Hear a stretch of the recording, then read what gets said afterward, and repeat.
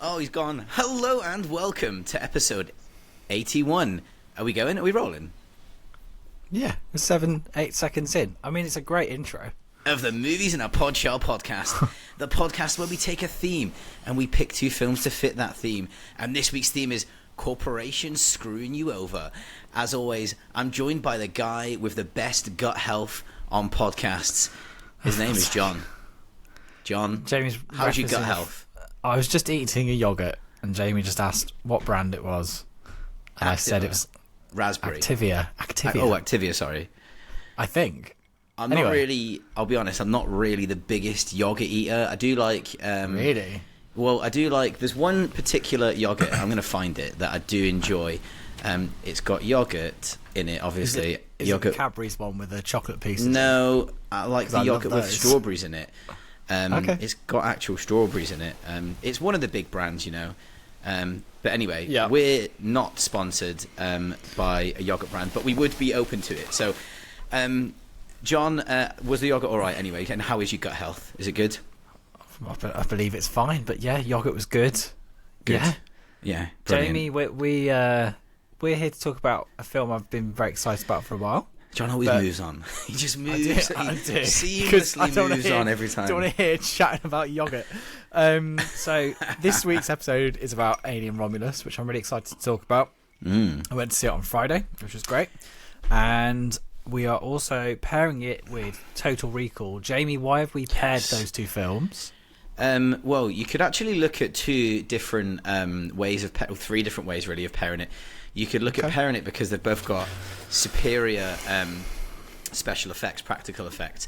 You could look at it because Dan O'Bannon actually wrote the screenplay for... And Ryan Shusett. Yes, wrote the screenplay and the score, the composer was also the same composer, I believe, on both films. Is that right? No, it's not. That's wrong. Yeah, Total Recall and Alien, yeah. Okay, Even and though this Alien, film is yeah, Alien Romulus, but that's what I meant, themes repeated, so that's fine. There's lots of so Dan O'Bannon, yes, of course, links. like he wrote the screenplay for both, and yeah, but mostly we're going to go with the corporations screwing you over because, I mean, we've all experienced that at one point in our lives, a corporation screwing us over on some kind of level. Eh, John?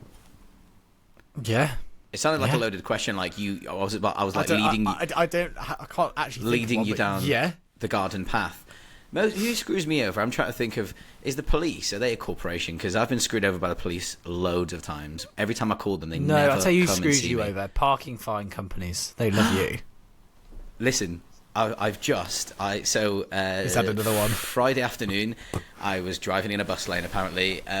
So I've just now got a £35 fine for driving in a bus lane. This is the kind of thing that's going to happen when you do 30,000 miles a year, I think. So I'm going to probably print that off and tell them it was me tomorrow. No, I'm going to not frame it. I'm going to pay it, and I'm going to move on with my life. But obviously, we've all been screwed over by corporations. Whether it's working for them. What, John? No, it's just I'm wondering where this is going. I'm sure everyone's been like... Yes, Jamie, like, do you know what? These guys are so down to earth because I was just screwed over by a corporation last week, you know, and then they're going to have this elaborate story of how, I don't know, someone screwed them over, so... I'll tell you who did get screwed over. Who? Those guys in that band, Kneecap.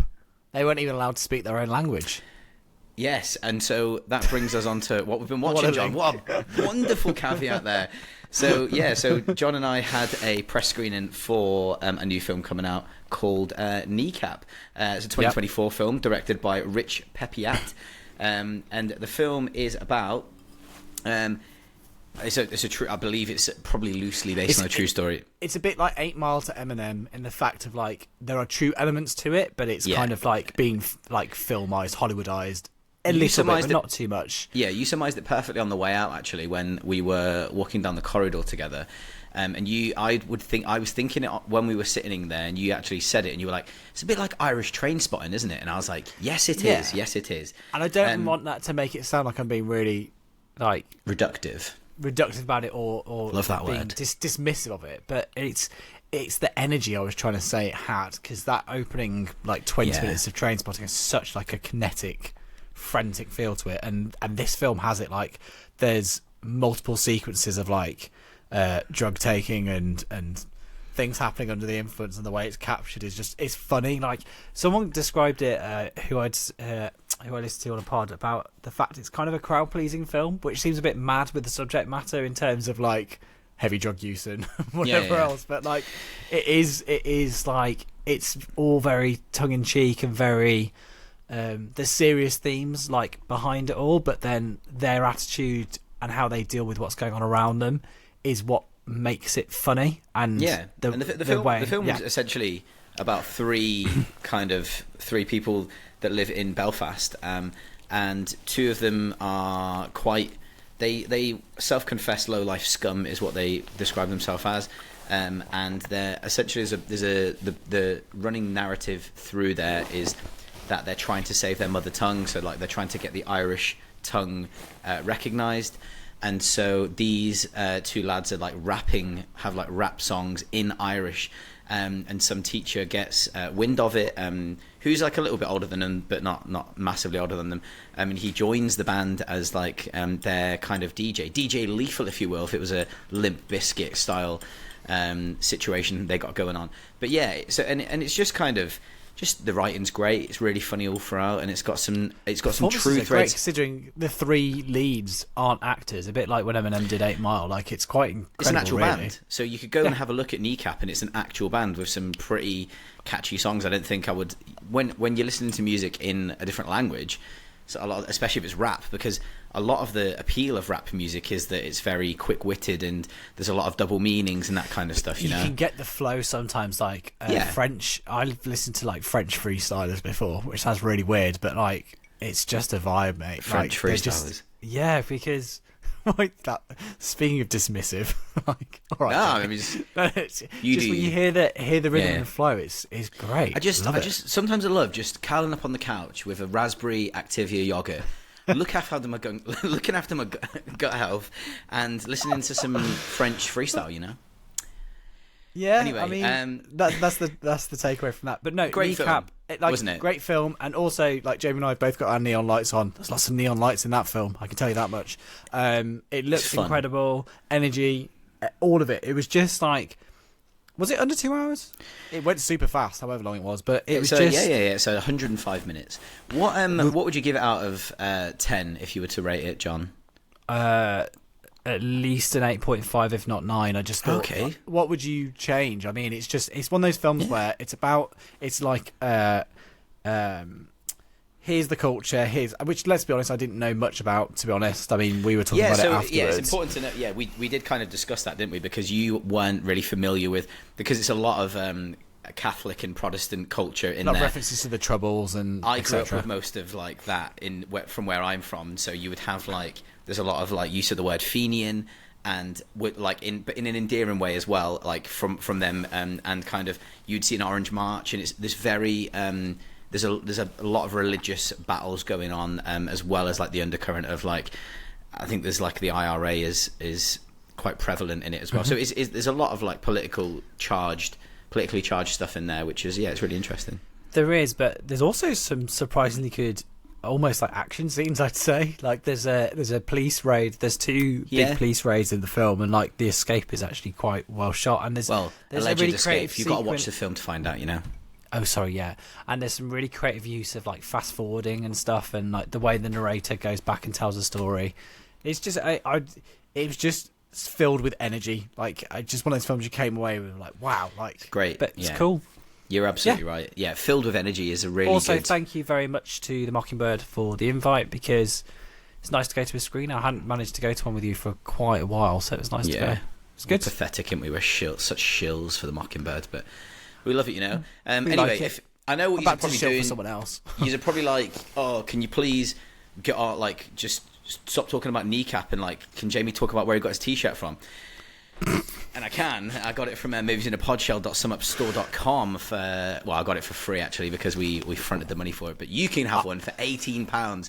Or, it's not quite for free, is it, till they all get sold? Or what you can send us some used socks, and we'll do you a discount at £10 as well. So send us your used socks, and I'll sell you a T-shirt for £10 with the used socks, and then we'll go from there. which is John shaking his head. He cut me last week, by the way. So I dropped the biggest, stifling him, the biggest F-bomb, the only F-bomb, and I thought, do you know what? It fits perfectly in with our Deadpool and Wolverine episode. And the reason why it fits perfectly in, and by the way, it is also we coupled it with you. He Disneyed me. We coupled it with Alien versus Predator, and which is the 25th anniversary. So you could 20th. Sorry, 20th. 20th anniversary by complete fluke. It was on August 13th, the 20th anniversary. Yeah, we planned that. So we planned it, obviously, of Alien versus Predator. But do you know, I've had a surprising amount of people genuinely message me being like, Alien vs Predator is way better than I remember. I'm not saying it's great, but I feel like people were so like it's terrible that with the hindsight, and let's be honest, Alien vs Predator 2 is so bad. It's kind of redeemed AVP back up, but like it's hilarious. But yeah. You can obviously go and get one of these t-shirts. It's a pre-shrunk cotton.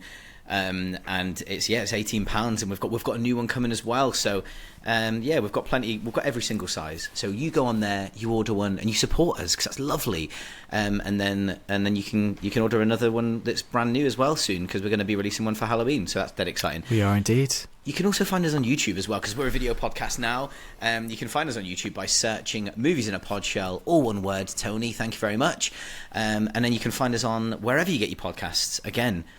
What we'd love for you to do is to rate us 5 stars and give us a thumbs up and click the bell icon to subscribe. I know that sounds really cliche and stuff, but we are those people. It helps. No, it really helps. So we see Kneecap. John, what else did you see? Because I ain't seen much really. Actually, I haven't really. I started a new TV show, and I actually need to Google what the name of it is. But it's starring the blonde lady from Sex Education. I'm going to tell you what it was. Okay, cool. Go on. Oh, sorry, go on. Say what you're going to say. Well, I was just going to start telling people what I'd watched while you were Googling and stuff. Go. Yeah, so I've not really watched much, but I did watch a film called The Brotherhood of Satan, which sadly I did buy. It was a blind buy from Arrow, and it's crap. That's a rarity, to be fair. Yeah, it's just not. Usually I can trust Arrow because I kind of know what I'm getting. It was 90 minutes long, and it was like super boring, and it was basically about a family. They're trapped in like this like kind of small town, and the older senior citizens, it sounds really fun, the older senior citizens of the town are recruiting the kids to worship Satan. But not really much happens. If you're going to watch a crazy killer kid film, maybe go and watch Children of the Corn's all right, but crazy, weird, little freaky children, just go watch The Brood. That's way better. So just go and do that instead. Or creepy children, horror films. Orphan, or The Orphanage. Both have creepy kids. The Orphanage messed me up behind me. Spanish as well. Scary. I watched Orphanage with you actually, because your other half said, "Can I show you this Spanish film?" Yeah. We watched it. Back in the day when we lived together. Yes, we did. Okay. And it's back there, and so is The Orphan. The comedy I meant to mention is starring Amy Lou Wood, who was in Sex Education, and it's called Daddy Issues. And basically, she, in the pilot, finds out she's got pregnant, but her mum and dad have recently separated, and her mum's stolen all their life savings and gone to the other side of the world. So her dad's in like this horrendous flat, like really, really grim, and he wants to get out, and her flatmate moves out at the same time. So situation comedy where he goes to move in with her just after he finds out she's having a baby. But it's only 6 episodes on BBC. I love it. I love it. One, and it's 24 minutes an episode. It seems funny so far, so I'm looking forward to it. I really like Amy Lou Wood. I think like she has a good sense of comedic timing. I really liked the fact she's not playing the same character she played in Sex Education, but yeah, good fun. I recognise her, but not from Sex Education. I think she was also maybe in Game of Thrones, like before that, maybe. Okay, well, briefly. There we go then. Yeah, well, I'm looking now, and maybe it was. So I've seen maybe the first few episodes of Sex Education, but that's it. So I'm going to assume that I really enjoyed Sex Education. I was happy with how it concluded. I felt like they'd kind of run its course, and also with COVID and stuff, like time had passed and they really weren't teenagers anymore. Yeah, but it was good. Anyway, I'm sorry. we're about to do a Spoilercast special. Well, I've watched something else as well. Oh, So sorry. Can you I'm calm down? excited to talk about Alien. We're going to get there, John. We're going to get there. Go on. Well, I watched a great film and I really enjoyed it. And that film was The Accountant with Ben Affleck. Oh, mate, it's not that good. Like, I saw your review. 7 out of 10, mate. What do you mean? He's mugging me off on our own podcast. I saw your review and I was like, what are you talking about? You saw our review. What's your problem? He's laughing. I just hit my head off a microphone, so it's fine. That was Gavin O'Connor directed this. He's also directed Warrior, and he directed a fantastic film with Ben Affleck, who's basically playing himself. Which one's Warrior? Struggling with alcoholism, called The Way Back. Warrior is the other film, and that has Joel Edgerton and Tom Hardy in it, and it's an MMA film. That's really great. Good. Yeah, I love that. When they're trying to make their way to UFC, that's sick. I love that film. Really good. Yeah, and so is The Accountant. So The Accountant is about a. Well, I don't know. It's so slow then. Go on. Yeah. It's basically just. I feel it's like a Jason Bourne type film, but it's about a guy who is autistic. That is like literally his superpower in the film almost. So, and he's basically a hitman, and he goes and he looks at like embezzlements and that kind of thing for like the mob and that kind of stuff. And he becomes embroiled in some case that he's looking into, and they are trying to kill him and a woman that he likes. The woman that he likes is Anna Kendrick. I would say that Ben Affleck in this is really good, man. Like he plays it it really well, because he plays. Obviously, it's quite difficult dealing with these kind of things, like autism being displayed in a film, not by an autistic actor. I found the end dragged a little bit, but overall, like pretty entertaining throughout. Like.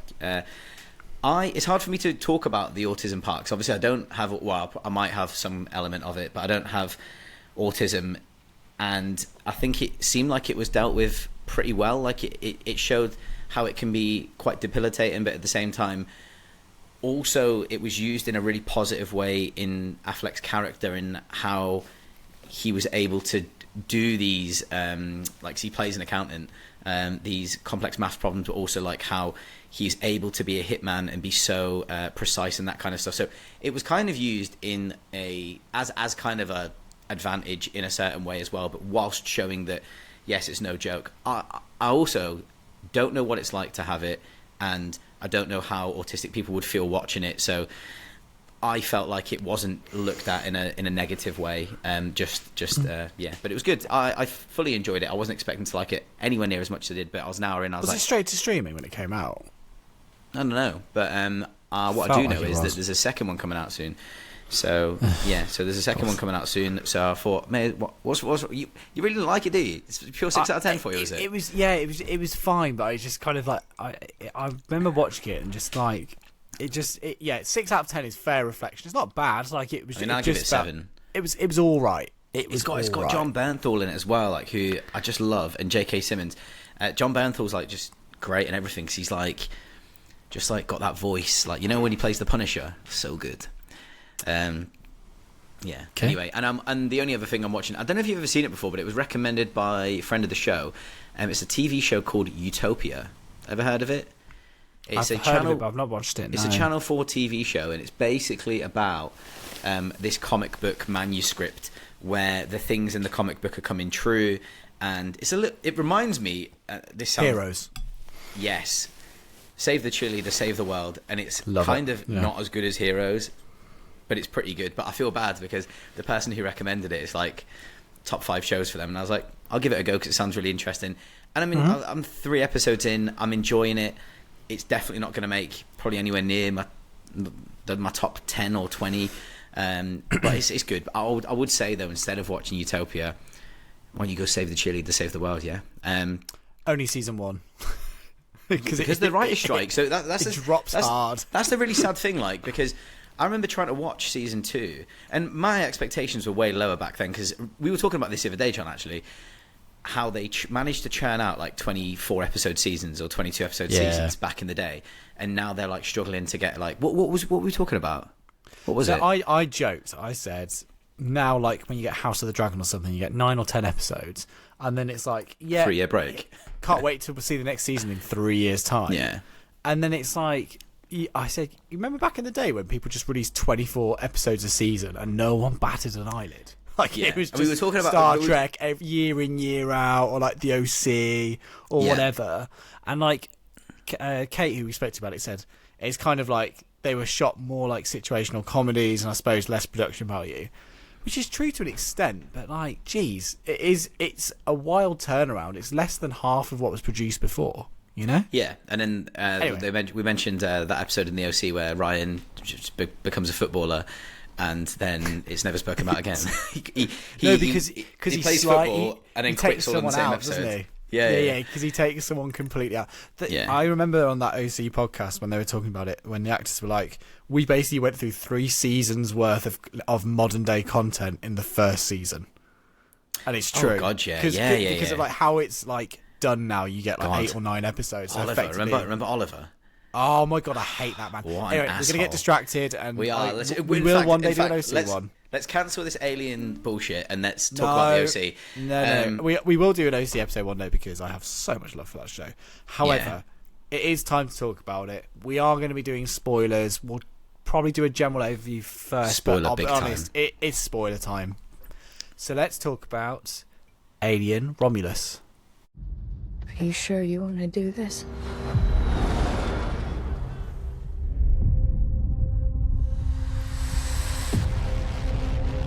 There she is.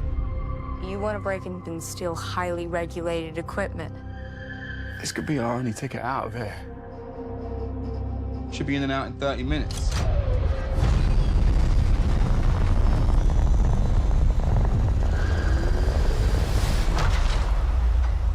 Welcome to the Romulus Space Station.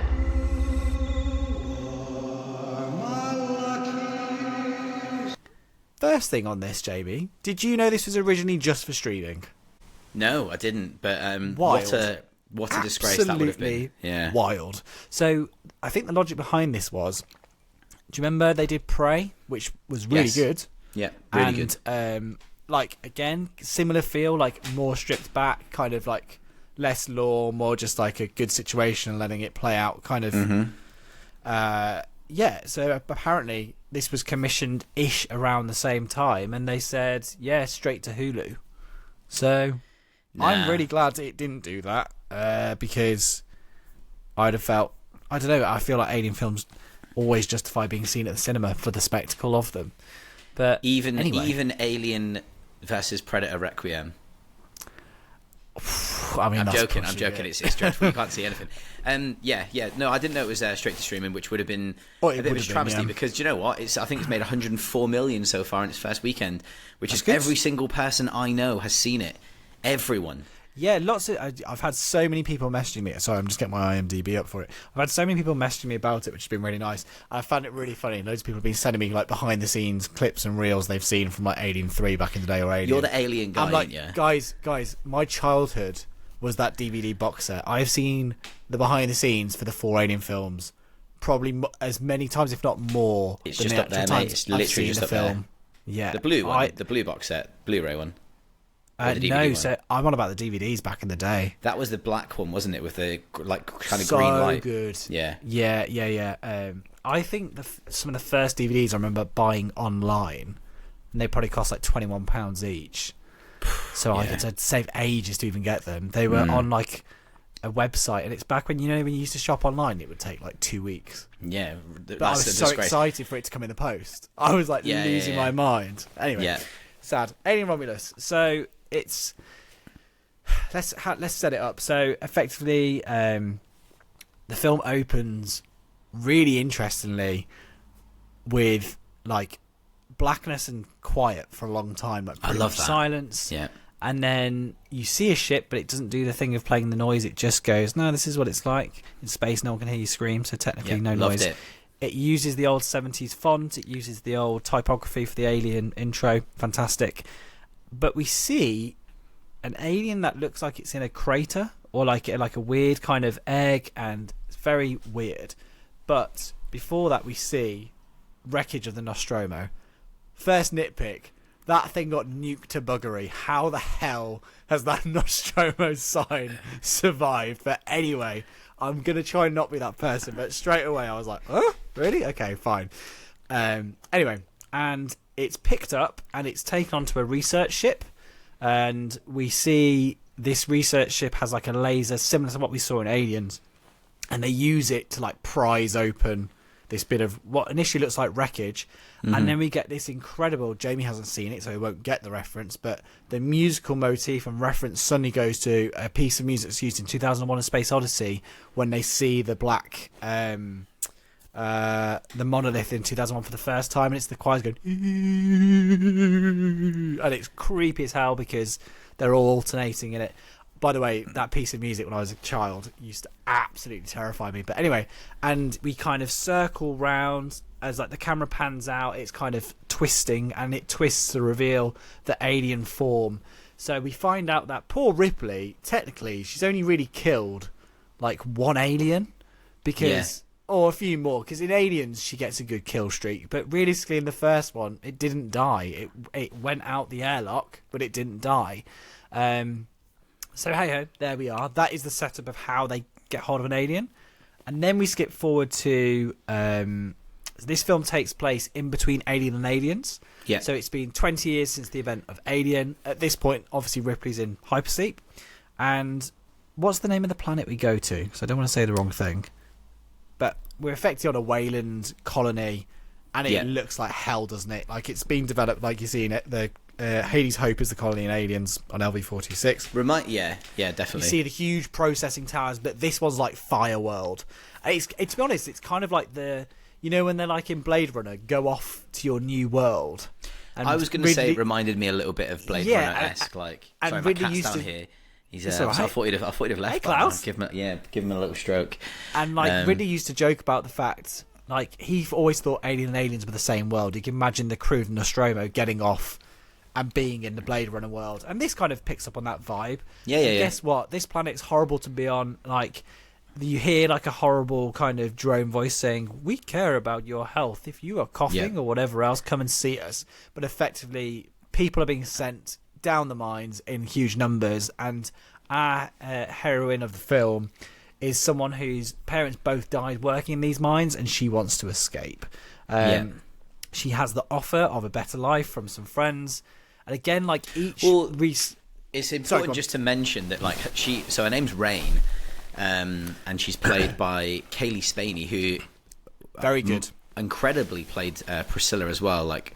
and it's that like cliche of like unrecognizable performance, like as in to tell them apart genuinely is very like, different. You can't believe like they're both like the same actress. But anyway, so they're close to getting off the planet because you've got to do a certain amount of time on the planet and then you earn your time off, which reminded me a little bit of the absolute sci-fi classic In Time starring Justin Timberlake. Do you know what though? I love the concept of that film, just not the execution. It's a but that's a fantastic chat for another day. Concept and film. Anyway, so I mean,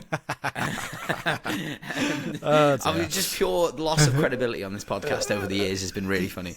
I just like what I like. Okay, so they've earned your time. So you're like, yeah, look, we've got enough. We've earned enough time. We've done our time, so we're leaving. It's almost like in this country when you work to 65 or 67, or when we're older, probably 75 100. or 80.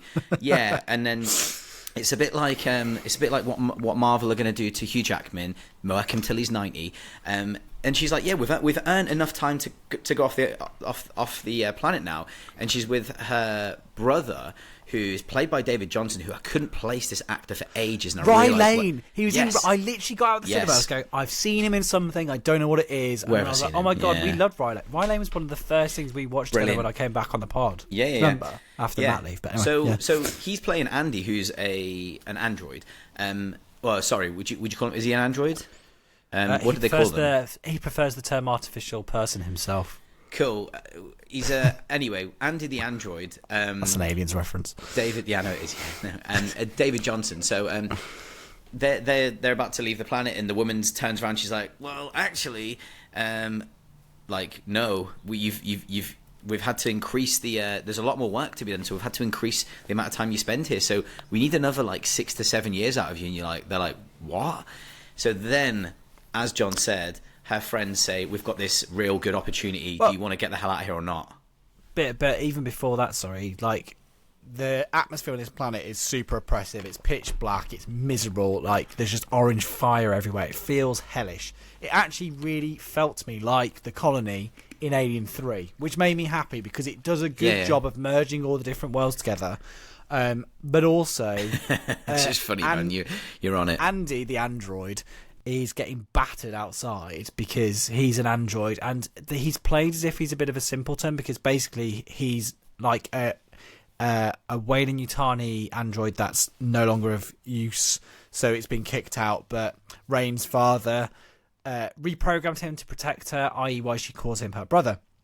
But there is quite a lot of people treat androids like second-class citizens. That's kind of been hinted at in the Alien universe before. We've not really seen it firsthand, and like this is kind of the first time it's really dealt with. Prometheus kind of went near it at points, but like in the later Alien films, not so much. But anyway, so we find out we meet Rain's friends. So we've got Tyler, played by Archie Renault. We've got Kay, who's his sister, played by Isabella Merced.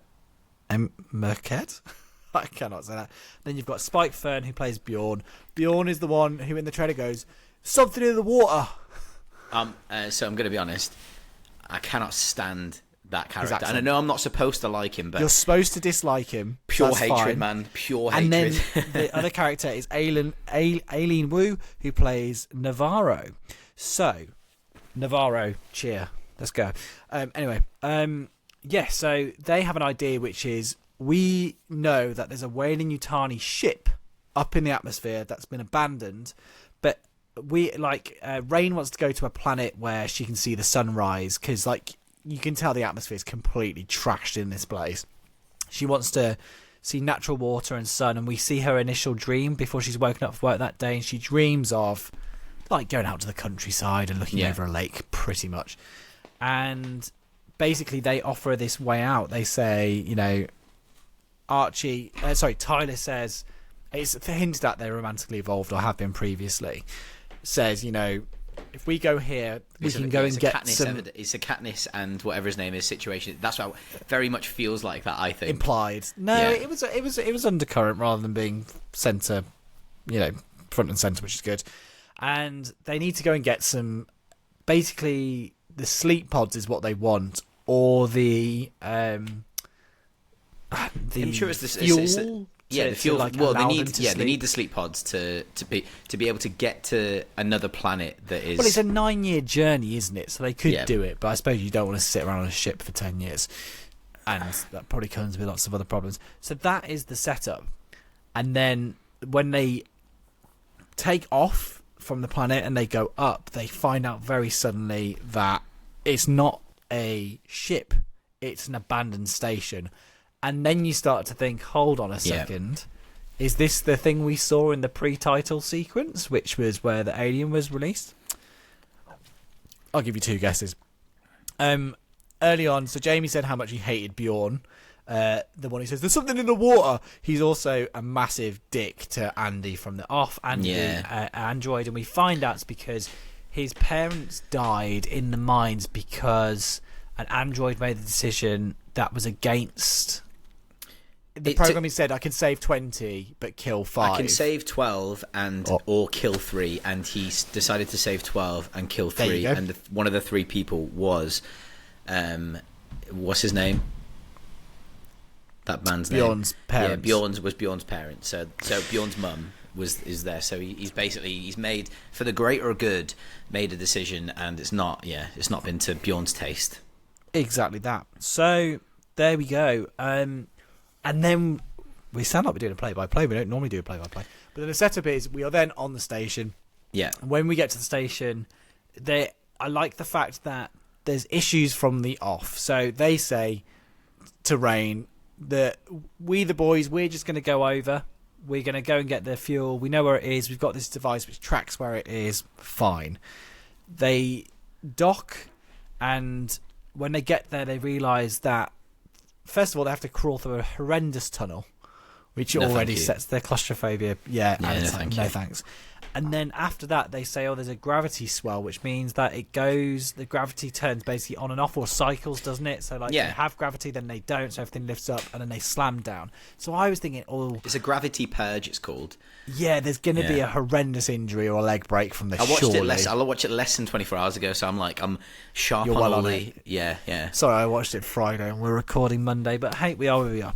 No. And then, yeah, basically, as you can imagine, they go to find the pods, and they find there's an issue. There's enough fuel for what they need, but in the process of looking for it, they find something else, don't they? Yeah, Because so- they find in the pods there's not enough fuel, so they have to go to a different That's it. part of the ship.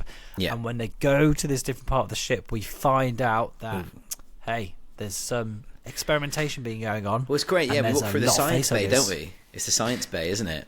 That we're very familiar science bay. So when they go into the science bay for the first time, did you hear what the music was playing in the station?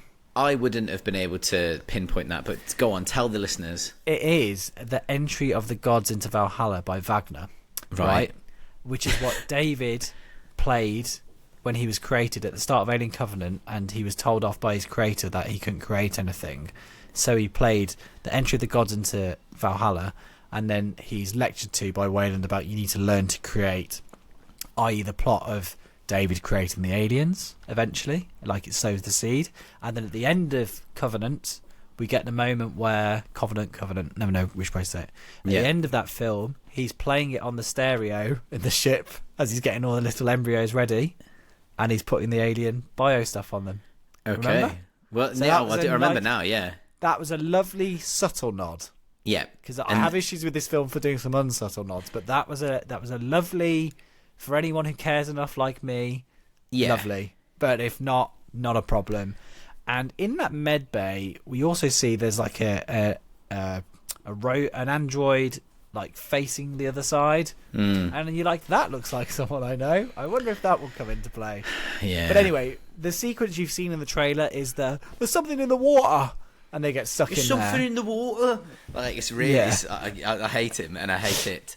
But you're supposed to hate him, and There's he's a couple got like of... a Yeah. he's got a cattle prod, hasn't he? Like in the first Alien. So that's Yeah. good. Yeah. And they've got like a piece of technology which freezes things. Yeah. But then talk to me about it. Sorry, I'm doing the thing where I'm speeding off. I'm basically giving it play for play, and I don't really need to. But that leads to the first intense action sequence Yeah. / horror sequence. So talk to us about it, Jamie. What's it like? They've got the red lighting from Aliens when it all kicks up. Is the first thing I thought. I think that the way, one of the ways I've heard it described, and it was by Mark Kermode, he said it's a greatest hits, and I would be inclined to... I know why he said that, and I kind of get it, and I kind of... Some of it's being hit over the head a little bit, but overall, Fede Alvarez, you can tell that he absolutely loves this franchise. He has almost pulled from every single film in a small way, and I don't think Alien fans could have hoped for much more than this. And so when I see... So I've thoroughly... it's no secret, like, I really enjoyed it.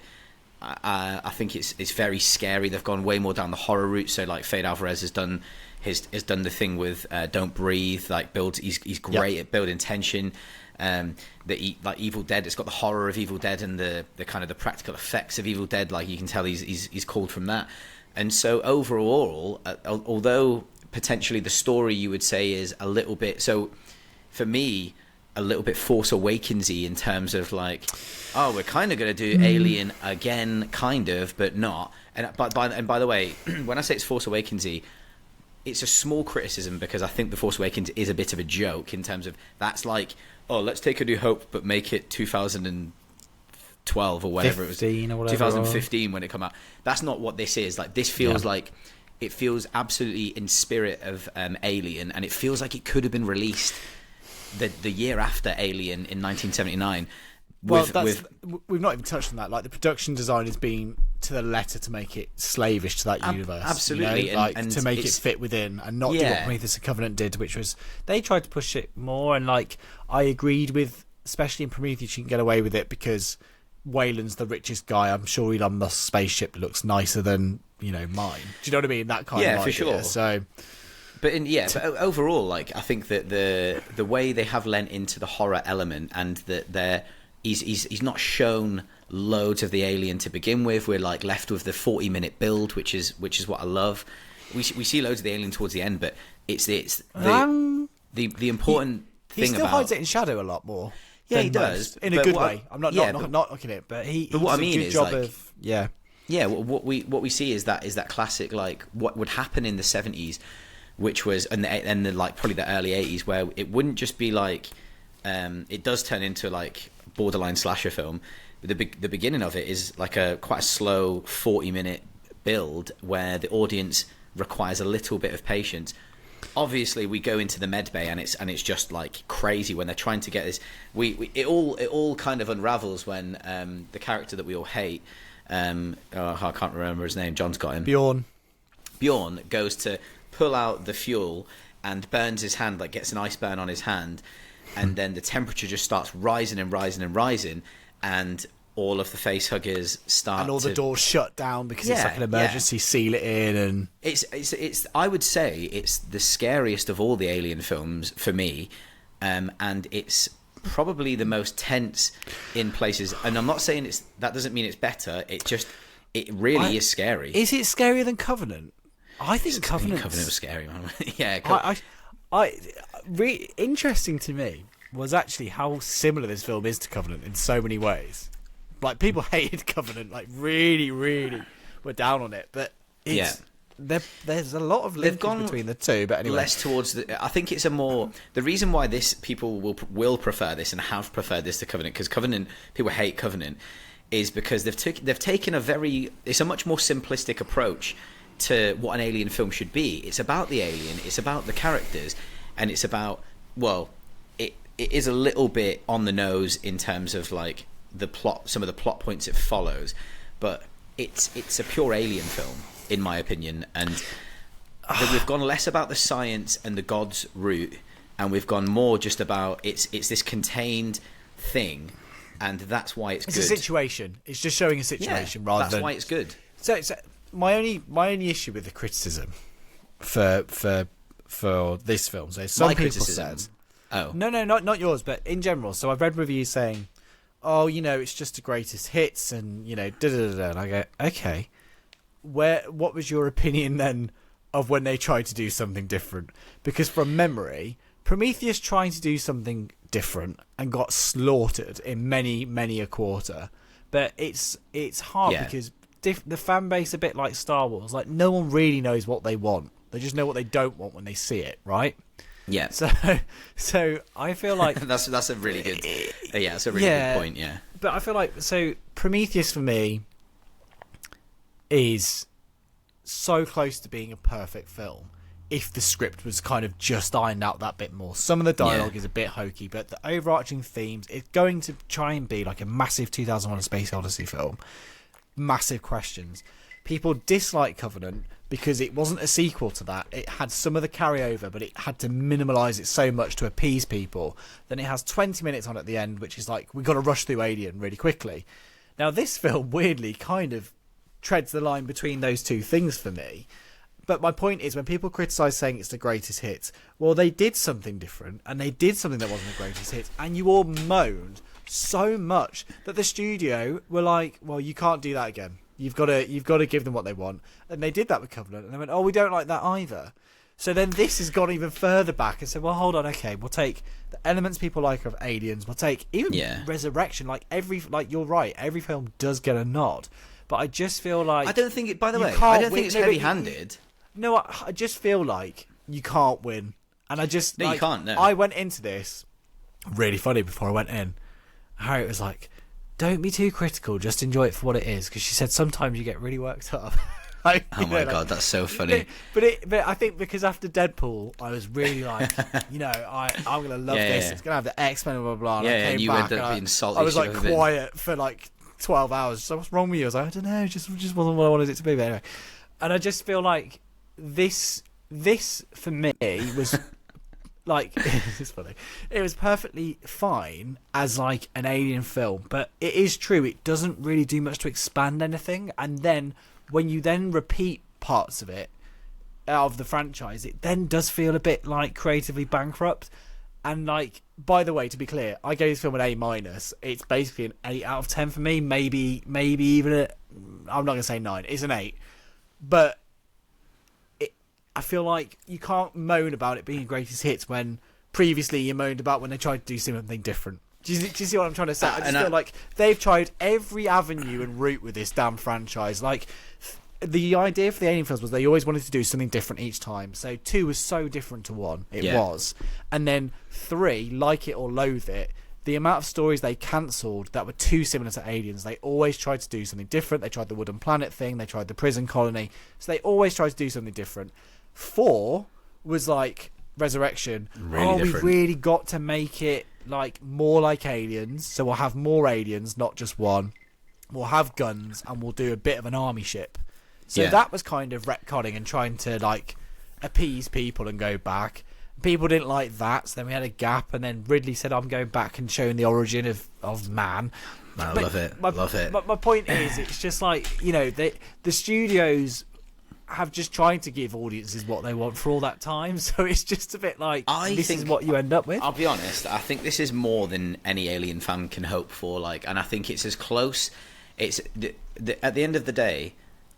It's never, ever, like, the same as Terminator 1 and 2, nothing will ever, ever live up to the hype of those first two perfect films. Never, ever, ever. Nothing will ever live up to the hype of that, and that's the problem. And we now have a franchise that makes money every time.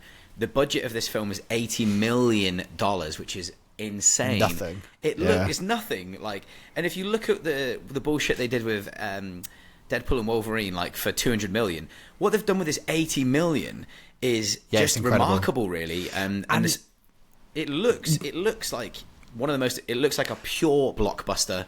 It looks great, but I tell you what, and this sounds so harsh, but like Ridley's eye is so perfect. Like Covenant and Prometheus are 2 of the best looking science fiction films. They look really good, yeah. They are incredible, and what this carries on is nothing feels like a set, but there is just an element, and I can't put my finger on why, but like the spectacle or the eye or the way he frames things is just that bit more grandiose in those 2 films. In those 2 films, I would say one of the strengths of this film is the cinematography, because there's so many beautiful points of the film, and but the greatest hits criticism, and by the way, I've seen some nuts stuff like on the internet. Like, I've tried to stay away from it because I do not like anyone's opinion infiltrating my own or pissing me off any more than I'm already pissed off. So when I was on like X or Twitter or whatever you want to call it, there was some people there like with their rankings, and Romulus was last on the ranking. Like, they had like Requiem above Romulus, and I was like, you are just doing that to like piss me off, and it's worked, by the way, but you're doing it for clicks. And so if I was going to say, like, no one's asked us to rank these films remarkably, so I think we should rank them anyway. So we'll rank them together, and I think we'll be very close as to where we would rank them. What I would say overall in this film is greatest hits. It's a real backhanded compliment, isn't it? Because a greatest hits album is like an album all the of things all the you love. Exactly. All the Literally, things you love. all the things you love. And so you have like the chest burster scenes from Alien, and the lots of face huggers from Alien. You have like the loads of aliens running at them, just like in Aliens, and you've got the guns and the guns from Aliens, but then you've got from Alien 3, you've got the scene with the alien up against Rain, just like Ripley, and then with Resurrection, you've got Newborn. The newborn from Resurrection, and then with Prometheus, you have, which I think is probably the best part of the film, that people criticize, which I'm just like, yous are insane, is the hybrid at the end. But can we just talk? There's a few scenes that I really would love to go over. We haven't really talked about any scenes. We've not. So let's talk about, like, because we love it, by the way, and it's an 8 out of 10 for me as well. Do you know what I always hate when we really, really love a film, It's a bit like why we haven't done Alien or Alien 3 yet on the pod. Yeah. It's really difficult because there's so much you want to get in, and then you almost cover it worse than when you do a film that like you enjoyed, but like you're not as bothered about. But anyway, please give us a break. We've both only seen the film once. We wanted to get this out to you as quick as possible, and there's not really much behind the scenes stuff that we can give you at the moment. So this is just a review, and it's a review from an Alien expert, being John, and it's a review from someone who loves horror films. You're a fan. Can I just say though, like, I tell you what, I'm going to do my last bits of criticism now because I want to end on a positive, and then we'll talk about all the stuff we loved about it and talk about some key sequences. Things that irked me in this film that I wrote down where there's some unnecessary nods to the franchise. So I just said the one about the reference to David and what have you. That was really subtle. There were 3 that annoyed me. So one was they do a deep fake of Ian Holm. Right. Hold on. We've got a question. We've got a question about that. Can I just go straight into that because it is a question from Film Forager. Okay. She says, "What do we think about the deep fake for Ian Holm?" Dodgy. My biggest gripe with the film probably, which says it all really. I loved it. I just wish that they just done it as a different android or use Andy because the film's whole relationship is like about Andy and like.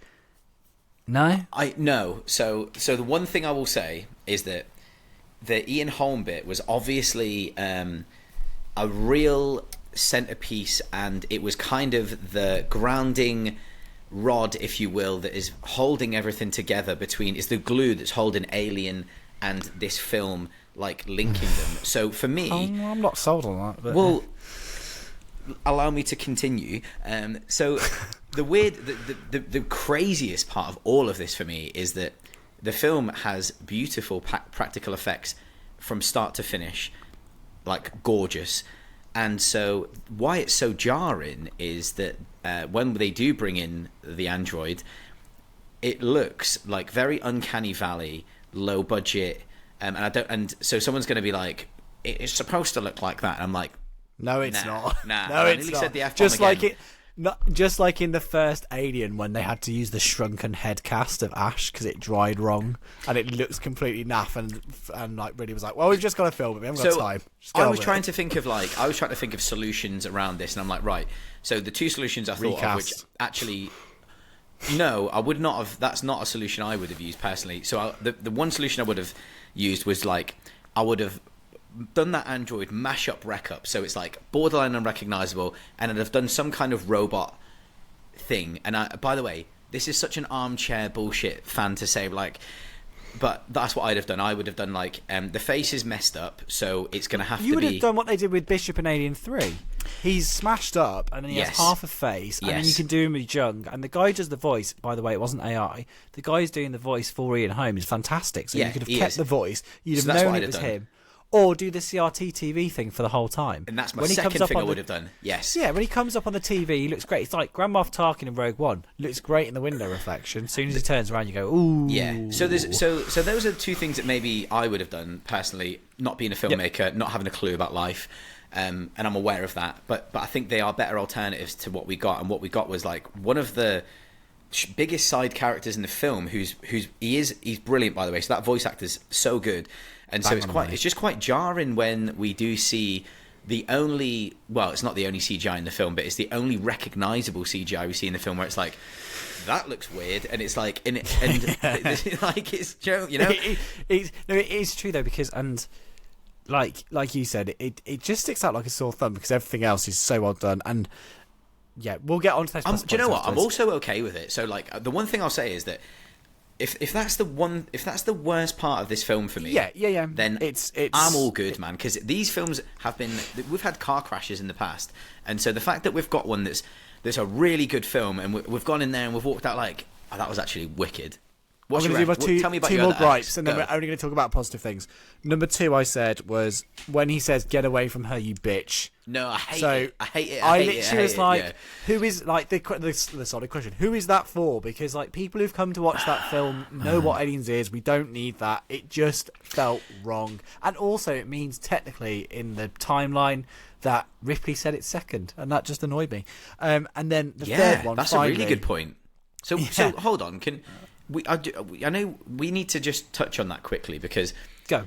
He's like, "Get away from her, you bitch!" And then he's like bitch. surprised at how he said it. And so, where did he get that from? I don't know. I don't care. It's I one of care. those.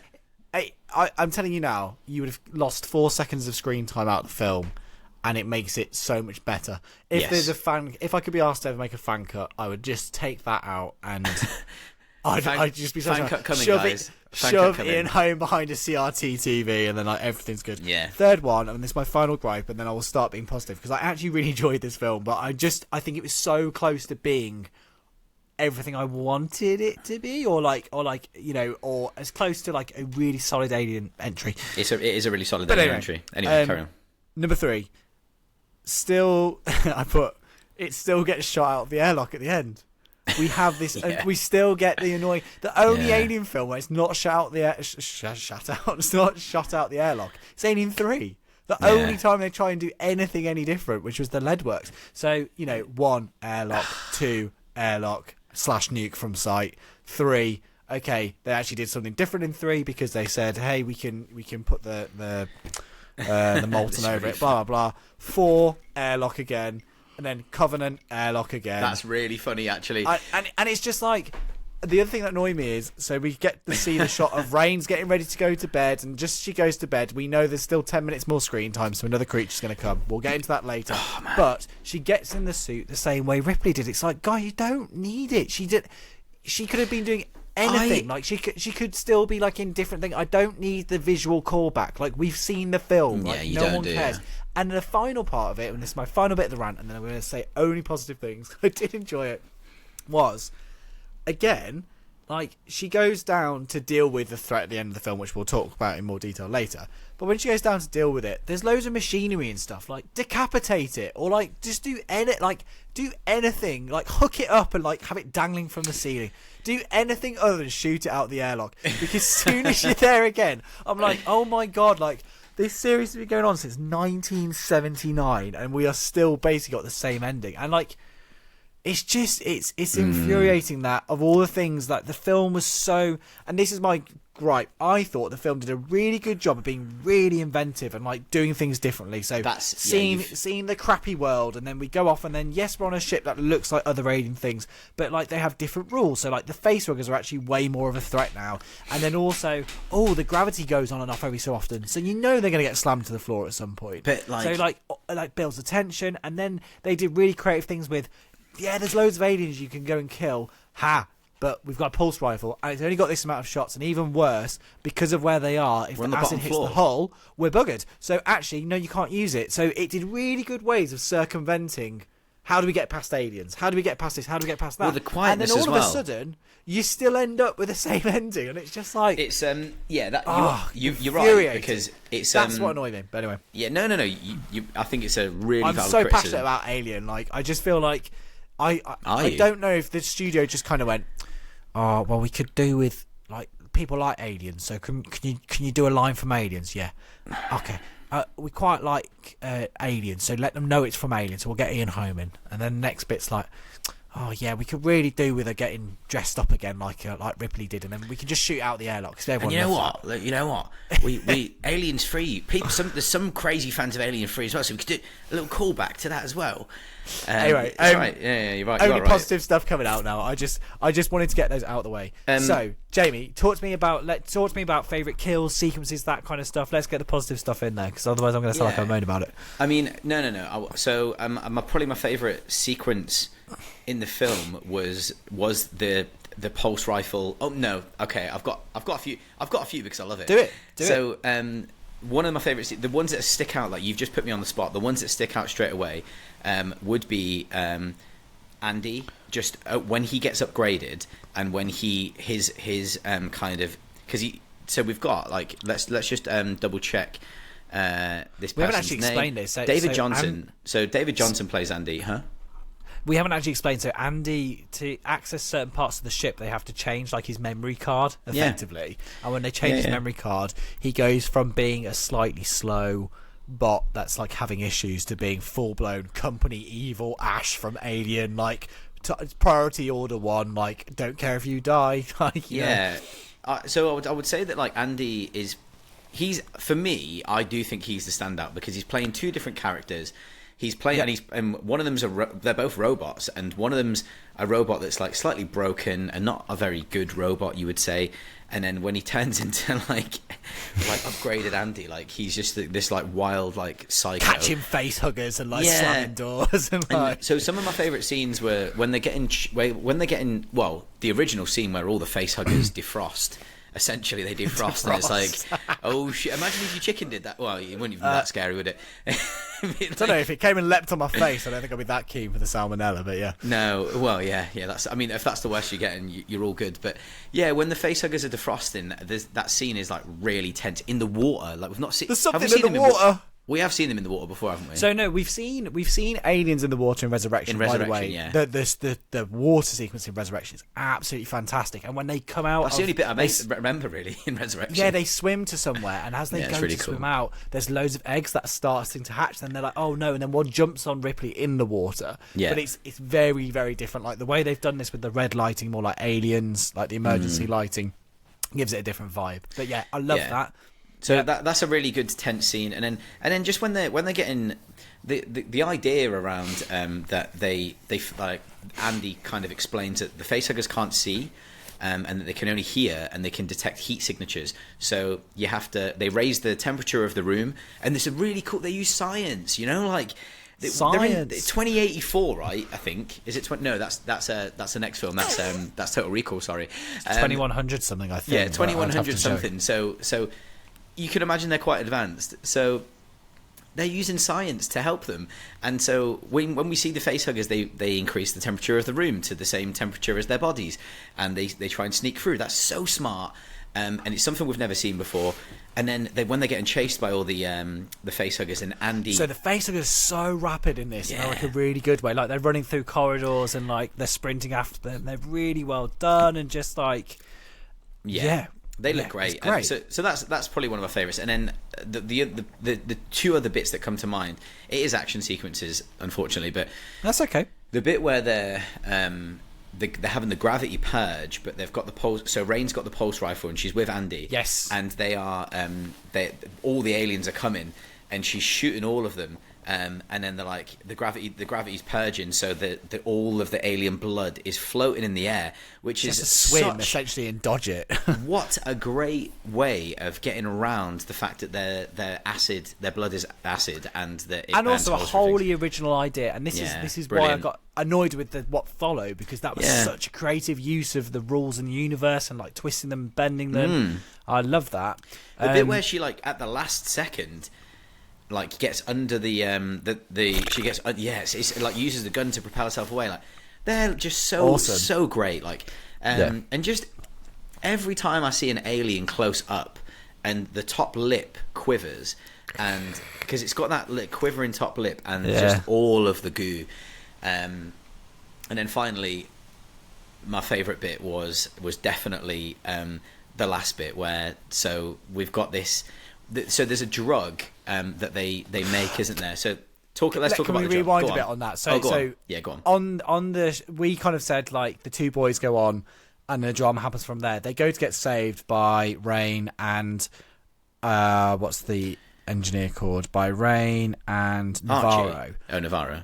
Rain and Navarro, and basically Rain and Navarro go and rescue them, but Navarro gets hit by a facehugger. By the way, the aliens are so quick now at the reproducing, like no one cares about the fact that it used to take time, but that's by the by, we'll go with it. Again, that's a lot of massive, people have massive issues with that. I'm just like, but they're bioengineered, so you can do the classic though. If they're bioengineered, you can change or speed up or slow down anything. So who cares? It's a film about aliens. Get over it. It's fine. And then basically she has the chestburster. But what's really interesting about her chestburster sequence, normally they kind of fly out a certain way. In this one, it really struggles. It it breaks her and she's dead. That's awful. But then it kind of it lies there and just kind of chills out a bit and then starts to slither out, which I thought was quite cool because it was different to other ones. But anyway, back on the ship is the I've forgotten his name now. Which what does he do? Tyler's sister, who is pregnant. He doesn't know she's pregnant, but she's pregnant and she's safely stowed away on the ship. But then after the facehuggers happen to Navarro, she wakes up. Her and Bjorn try to escape, and they basically sack off Rain and So Andy the point, and Tyler. the point of this is that Andy will not let Navarro back on the ship for obvious reasons. So, which is correct, but anyway. So, for that reason, they go against them and they go to escape with the pregnant sister in tow. But it all goes wrong. So we get the chestburster sequence, and then obviously the ship then ends up crashing. The pregnant sister survives to this point. I'm going to say her name before I get it wrong. Kay survives, and then later in the film, she basically has some encounters with the alien and dices with death. Let's just say. But we found out earlier in the film that the link to Prometheus and Covenant is that the black goo, yes, that black goo, has been reverse engineered out of the alien. And basically Ash says that the humans' directive is actually to save humanity. As in, by the way, I know it's not Ash, it's Locke, but apparently Ash's consciousness goes through Mother, so it is effectively still him, even though it's not the body of, if you know what I mean. But they say that they've got the black goo bioengineered, and effectively that the next stage in humanity is by taking this, because humans aren't adapted for space. And he said we've had no problems. And then you see on the CCTV a rat with a backburster, which is what we had in Covenant. Yeah. So again, nice cool reference. And then basically later in the film, as Kay is injured, she decides to take this substance, and it leads to a new alien creature which effectively looks like the engineers from Prometheus, which it should, because they technically are the engineers of us, is the whole idea, so it makes sense. Sorry, and the things... yeah, can we like just go over this just a little bit more closely, because go on. This scene of the film is like very like, well, you explained it's your favourite bit. It's the scariest part of the film for me, like, and some people are saying like it's not scary, and I'm like I'm not really. I don't mind. So horror films don't really scare me. There was a few scenes in this that were like really jumpy, and I don't know whether it's because I was sitting next to Vicky, who jumps maybe like literally a foot off of the seat. But when we see, like this woman is pregnant and she's getting put into the cryo chamber to go to sleep, and then all of a sudden this stuff starts happening, like just explosive blood out of the torso end of her. I don't know why I didn't just say like vagina, you know, where a baby would come out of, you know, blood everywhere, and then she gives birth to this like big egg. The egg kind of comes out, and it's this like creepy, acid, like slender man, weird, like it's like it's like a cross between this like tall, slender man mixed with an alien. And so it's the exoskeleton of the alien, like on a human body form, but it's got elongated legs and arms. Creepy looking but thing. The face of the engineers with the weird bald head, the black eyes with no pupils, so you can't really relate to it. You know when, right? We always say we say all the time on the pod, your imagination is always scarier than what you see. This is such a rare occasion where I'm like, that is well worse than what I was thinking in my head. Because it's so close to the human scary form. Like, yeah, it's creepy because it looks human enough, but it's not, and it's unsettling. And like the way also it kind of goes near her, like it looks like it's trying to like breastfeed with her or something. It's really weird. Yeah. So Rain's underneath, she's looking for it, and it's at the top, and so she eventually finds it, and it's basically like feasting on her. You think you're led to believe that it is about to breastfeed on her, and which is like a really creepy thought, that this massive grown man, alien man skeleton thing is about to breastfeed, and she's freaking out, and it's not. It doesn't. Well, I'd imagine it probably had a little sip, but it's basically like sucked all like the John's face.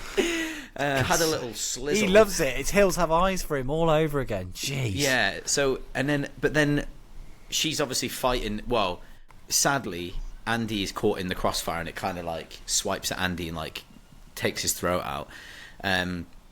But the whole fight between her and this alien, she's trying to like freeze it, and then there's the scene where they fall out of the airlock, and she's trying to release the bottom of the ship to get rid of it, the airlock, obviously. Yeah.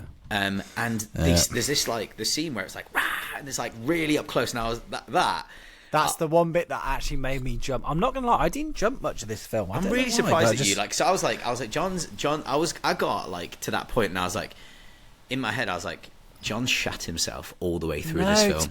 I am weird with alien You are weird. stuff, though. Yeah, you are weird. I remember when I wouldn't watch one horror, then you were like, you watched Covenant. Covenant's disgusting. I was Covenant's like, well scary. Yeah, Covenant's pretty like violent Slasher. and bloody. Like, yeah, it's a slasher. Like, and I think the latter part of this film is much the same. More like that, yeah. And I would honestly say, as an overarching, like my overarching thoughts and my broad thoughts of it is that if this was not an alien film, like if Alien and Aliens did not exist, people would be like, this is like one of the greatest sci-fi horrors of the last few decades. And I think, and I know that sounds crazy, but I really, really think that the craft of it all, that the score is just like brilliant. And sorry, we've got a question about some questions. We've got a question for the score, and I have a reply as well. The question, you've got a reply, good. The question is, Benjamin Wallfish did an amazing job with the score. What did John's dad think? So we were going to call him, but he's actually rehearsing. Yeah, so I have a response. He said, to be honest, I didn't really notice it. More of a soundscape or sound design for most of the time, I think, which I think is fair. But sorry I can't be more helpful, but it was obviously doing its job in the background. I will give my thoughts on this, because I actually listened to the score while rowing. Do you know what? That's such an anticlimax from your dad, who's like, I was expecting like, well, really, it got into my circadian rhythm, like. No, so like, I tell you what it did a good job of. It had musical leitmotifs from obviously Alien, first and foremost, and knew when to use those motifs, sorry. But what I liked was it used the orchestra. I had the classical element, but then it had that weird kind of modern, wasn't it? It was which is modern. why Dad was talking about the idea of it being like linked to the sound design. Alien 3 did that as well, like in the score. Like there's a lot of Alien. Goldenthal was really into like what's soundscape, what's actually like, you know, what's actually a sound effect and what's from the music. And this film does that, and I feel like it makes it feel really modern. I love the music. I think it's the facehugger chase sequence when it does the and it's like the score stops. Count 4, then comes back in, and it's like super effective. So I think that was really cool. So yeah, I did really like the score for it, and yeah, not much else to add. I've listened to it at least twice since. It's not the easiest listening, but I tell you what, it's not as good as the Covenant soundtrack, because the Covenant soundtrack is creepy and like uses awkward breathing, repetitive notes, and like all this stuff. And also has musical motifs, like motifs from the original Alien film. So I'd say that is my preferred score of the two, but this does a good job, and I've already talked about the Ode to 2001 at parts as well in the score, and love that. So yeah, really cool. It's funny because most of our questions have been for Total Recall, actually. But Patch writes in, and he says, do you want to see endless Alien movies, or should the franchise have an end point? If something runs on too long, does it spoil the enjoyment? I think you know what my answer is going to be on this already. So I think that ship's already kind of sailed by the time they made 2, 3, 4. I feel like Prometheus tried to do something different. I'm not sorry to keep on this bandwagon, but I do feel like Ridley was hard done by. No. I feel like. Do you know what? Like, sorry, before you go, like, Go. I've noticed so a lot of people are rewatching Prometheus at the moment for Romulus, and there is a lot of reappraisal going on. Do you know why that's happening? Well, I just want everyone to know that film was so alien, and then the film was different, and then they went, "No, it's not the same," and it's like it wasn't supposed to be the same. It's different. It's being massively reappraised at the moment, and I just want everyone to know. John and I were there in 2012, and we liked it since 2012. So I don't mean to get on my high horse, but from up here, on my horse, you look pretty pathetic. Anyway, so my point being, they tried to do the different route and give it a different spin, and then eventually we'd have had like 3 or 4 films, and then the Alien would have come out, was Ridley's idea, but people didn't allow it. So sorry guys, like I feel like opinions null and void on that one. I've always got a bit of a like thing for like, you know, like the like how the way the aliens were designed and stuff like that, or like that, like the idea of aliens designing us or whatever. It's like quite interesting. I love stuff like that. Like I love the concept of like heaven and hell, like not in real life, but in like science fiction and fantasy. Like I love the concept of like heaven and hell and like the fall of Lucifer and all that. Like so that Prometheus really, when you look at these things, I think you just have to look at these things like differently. Like Star Trek Discovery, for example, is like completely different to like, well, and also the reboot with Chris Pine and stuff, are completely different to all the other Star Trek like films and series and stuff. And I like for Prometheus, like sometimes I know you love something, but different is sometimes good. You know, bands do it all the time with albums when. You want Prometheus is a better kind of different than Discovery was, but that's a different conversation. What were you carry on saying what you were saying? Well, no, I just feel like there's loads of situations you can do with Alien, but essentially it is always going to be a similar plot, isn't it? And I think I spoke to Kate Reviews Films before we came onto this pod. She'd literally just come out of the cinema, and she said a very valid point, which was she was kind of tired with the fact that you always pushed a female lead in these films. Because of Ripley. Like, you know, Ripley, when the script was written for Alien, was written as a male character, and it was a very last-minute switch to make it a female and then to go for, like, the final girl route of it. And, like, I've got no problem with it being, like, a strong, independent woman, but we've had so many of them. We had Noomi Rapace do it in Prometheus, and then we had, not Catherine Jenkins, what's she called? You know who I mean, the lead of Covenant. But my point is, I can't remember who the lead of Covenant was, but yeah. But Ripley seems definitely not almost Catherine less... Jenkins, who's a Welsh opera singer. Hold on. But my point being, it kind of takes away the specialness of Ripley. Yeah. If every time it's always a woman, it's like, is it only women who can do it? But do you know what's funny, right? Catherine Waterston. Yeah, but if you then go and put a male lead in these films, it's kind of like, wow, they're taking away the spirit of the film. So that's the thing with this. Like, I tell you what would have been really surprising if it was like your mate Tyler survived.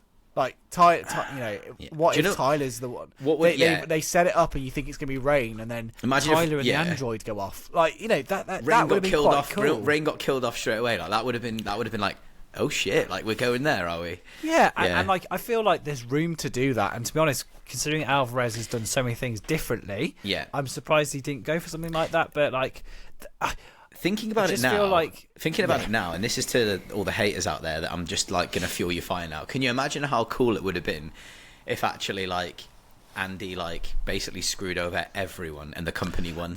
And I also feel like that could have been a good ending. It would have been a really cool ending. Yeah, he pretends to like be okay, but wasn't. But then again, that just happened in Covenant. That was the end of Covenant. And it's weird because I'm one of the. And this is why I like Covenant. That's why I like you know when David starts, with all of his bullshit. I love it. Yeah, I love it. Oh, someone raised a really valid point for this film. I think it was Red Letter Media said, like, the androids have been the best characters for the past 3 films. Like literally, like I've seen that. And by the way, likable and best character. It's really funny because him.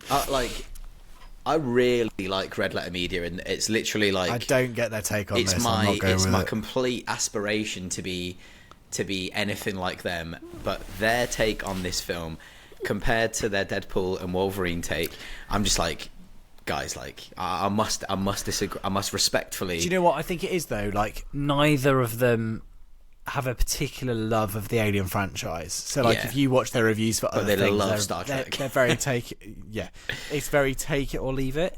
And I feel like I was such a snob. I went back and watched their reviews of Prometheus and Covenant to make sure. I want to make sure you're consistent. Have you emailed them yet? No, but it was interesting. Like, they had similar issues with Covenant to what I did, but I think they were overly harsh. And I don't know. Anyway, it's not about them. This is about Patch's question went back to like, do I think they should carry on? I think they will do another one, and I think they should. But again, like we need a different setting now. So they've done a really good abandoned ship. That was cool. I like that. I've got should it happen? Probably not. Would I still go and watch it? Yeah, I would. And the truth is, do I still think that one's the best one of all of them? Yeah, probably. So Aliens is I've probably quoted Aliens as the best one for a long time, but I think I'm kind of don't think that's the case anymore.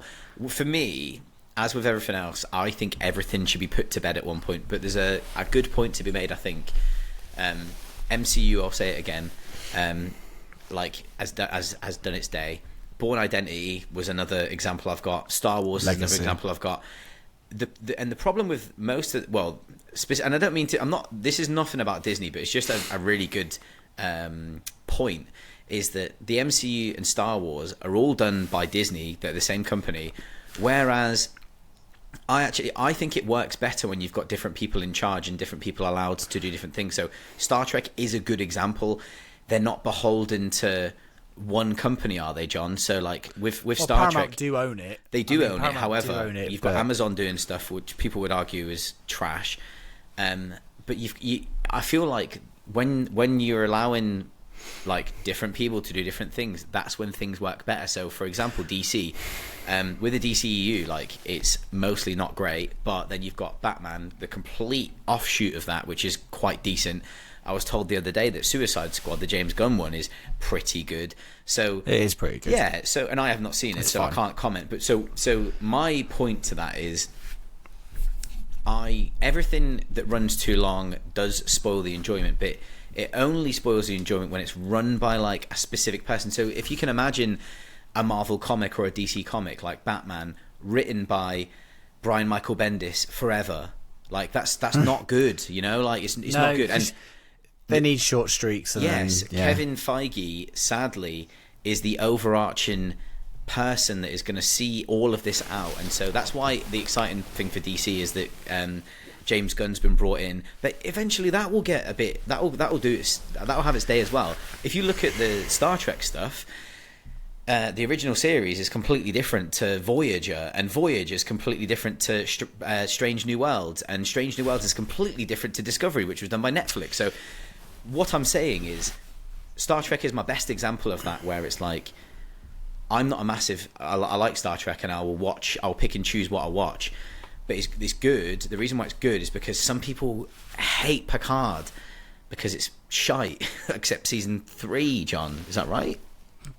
Yeah, correct. There's parts of season 1 I didn't mind. Cool. Season 1 and 3 are great. But anyway, that's my point. Is that if I wrote the same shit, and if I was in charge, so if this basically what I'm saying is, when this podcast gets to episode 200, we're gonna quit and get new hosts in because it's bullshit, you know.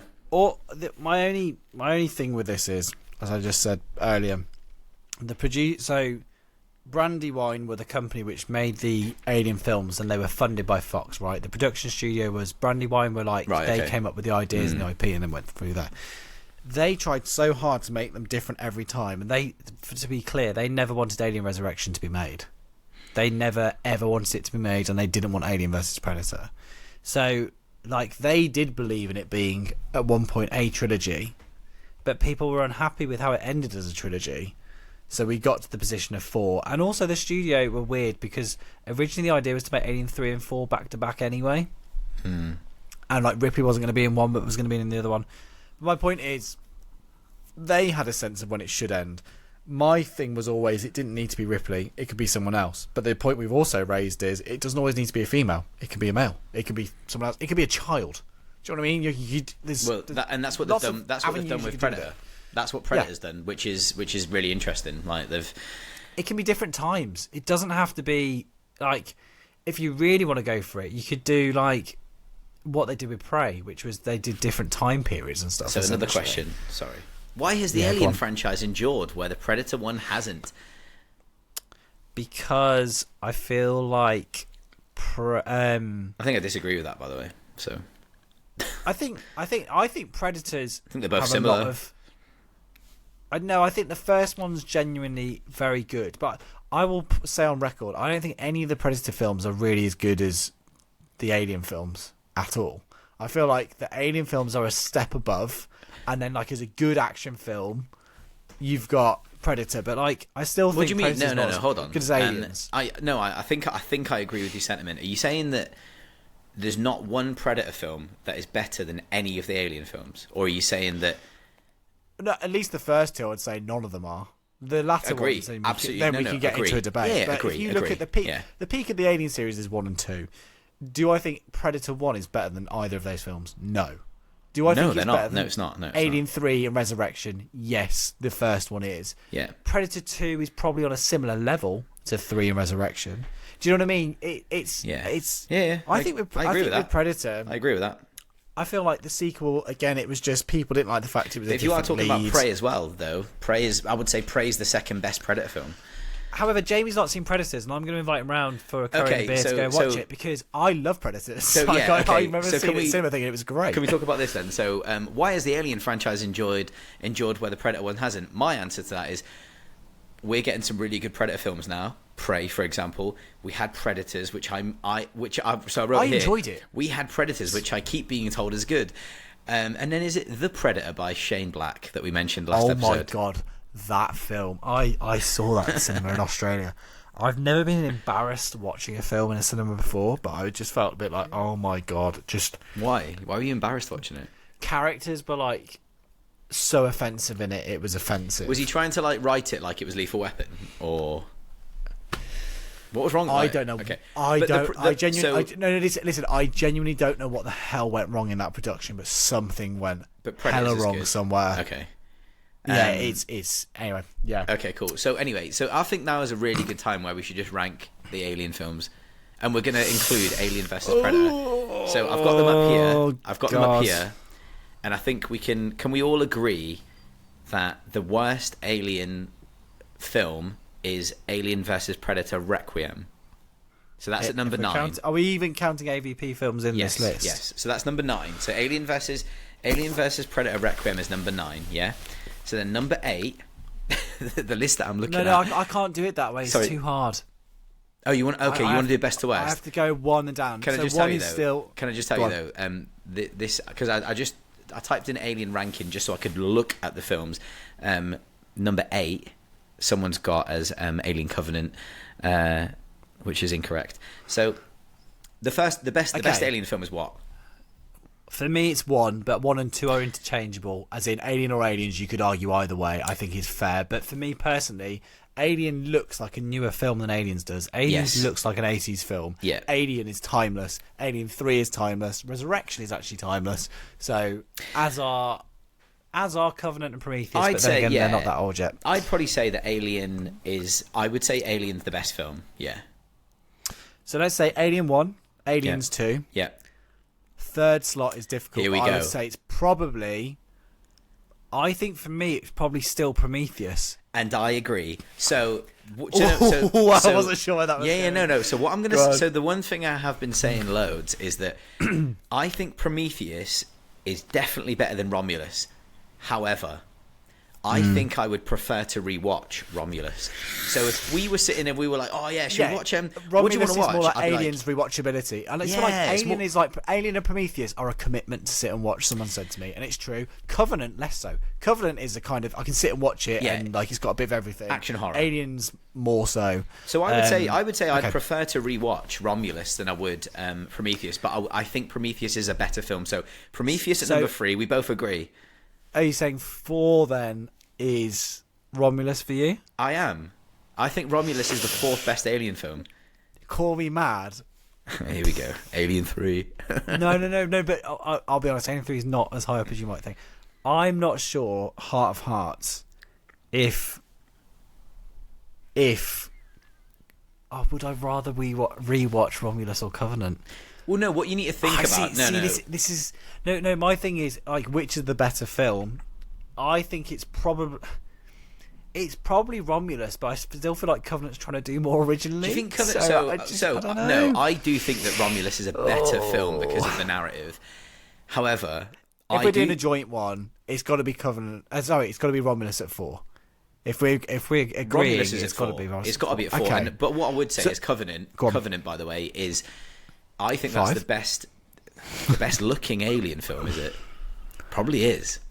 And Prometheus is the best looking sci-fi. I need to rewatch Covenant. I don't know, man. Like it's so Covenant tough. looks wicked, doesn't it? I honestly think, like, even the worst Alien film is still so much better than they look 90% wicked. of the crap Well, out there. no. Requiem Anyway. looks dog shit. Number 4 okay, we've got so number 4 we've got Romulus, we're and then going number for Romulus. 5. What do you reckon? Oh, What would you put God. at number 5? So you've So, got it's basically Alien between 3. It's between Alien 3 Oh, and jeez. Covenant, which is really hard for you. Well, realistically, But it's also 3. Alien 3. No, it's 3 if it's the special edition, but still, it's still a bit of a mess, and Covenant's less of a mess than that. Do I you think know a lot what of I people would mean? disagree, actually. But Alien 3, it's got to be the assembly cut. 5. Yeah? The assembly cut. If it's theatrical, it's not even a conversation. The end of Alien 3, when they're going through all of those doors, and it's not good. It's really not good. Jamie, come on. It's not. Anyway, it's not good. I would would probably you put actually Covenant disagree with 6 that. or Resurrection? No. I'd actually think Covenant. I think Covenant's better than Alien 3. Sadly, but also I think it's really close. I think it's really close. I don't think it is. I don't know. And then I much prefer to watch Covenant than Alien 3. I think 5th, 6th. because of the rod puppets, John.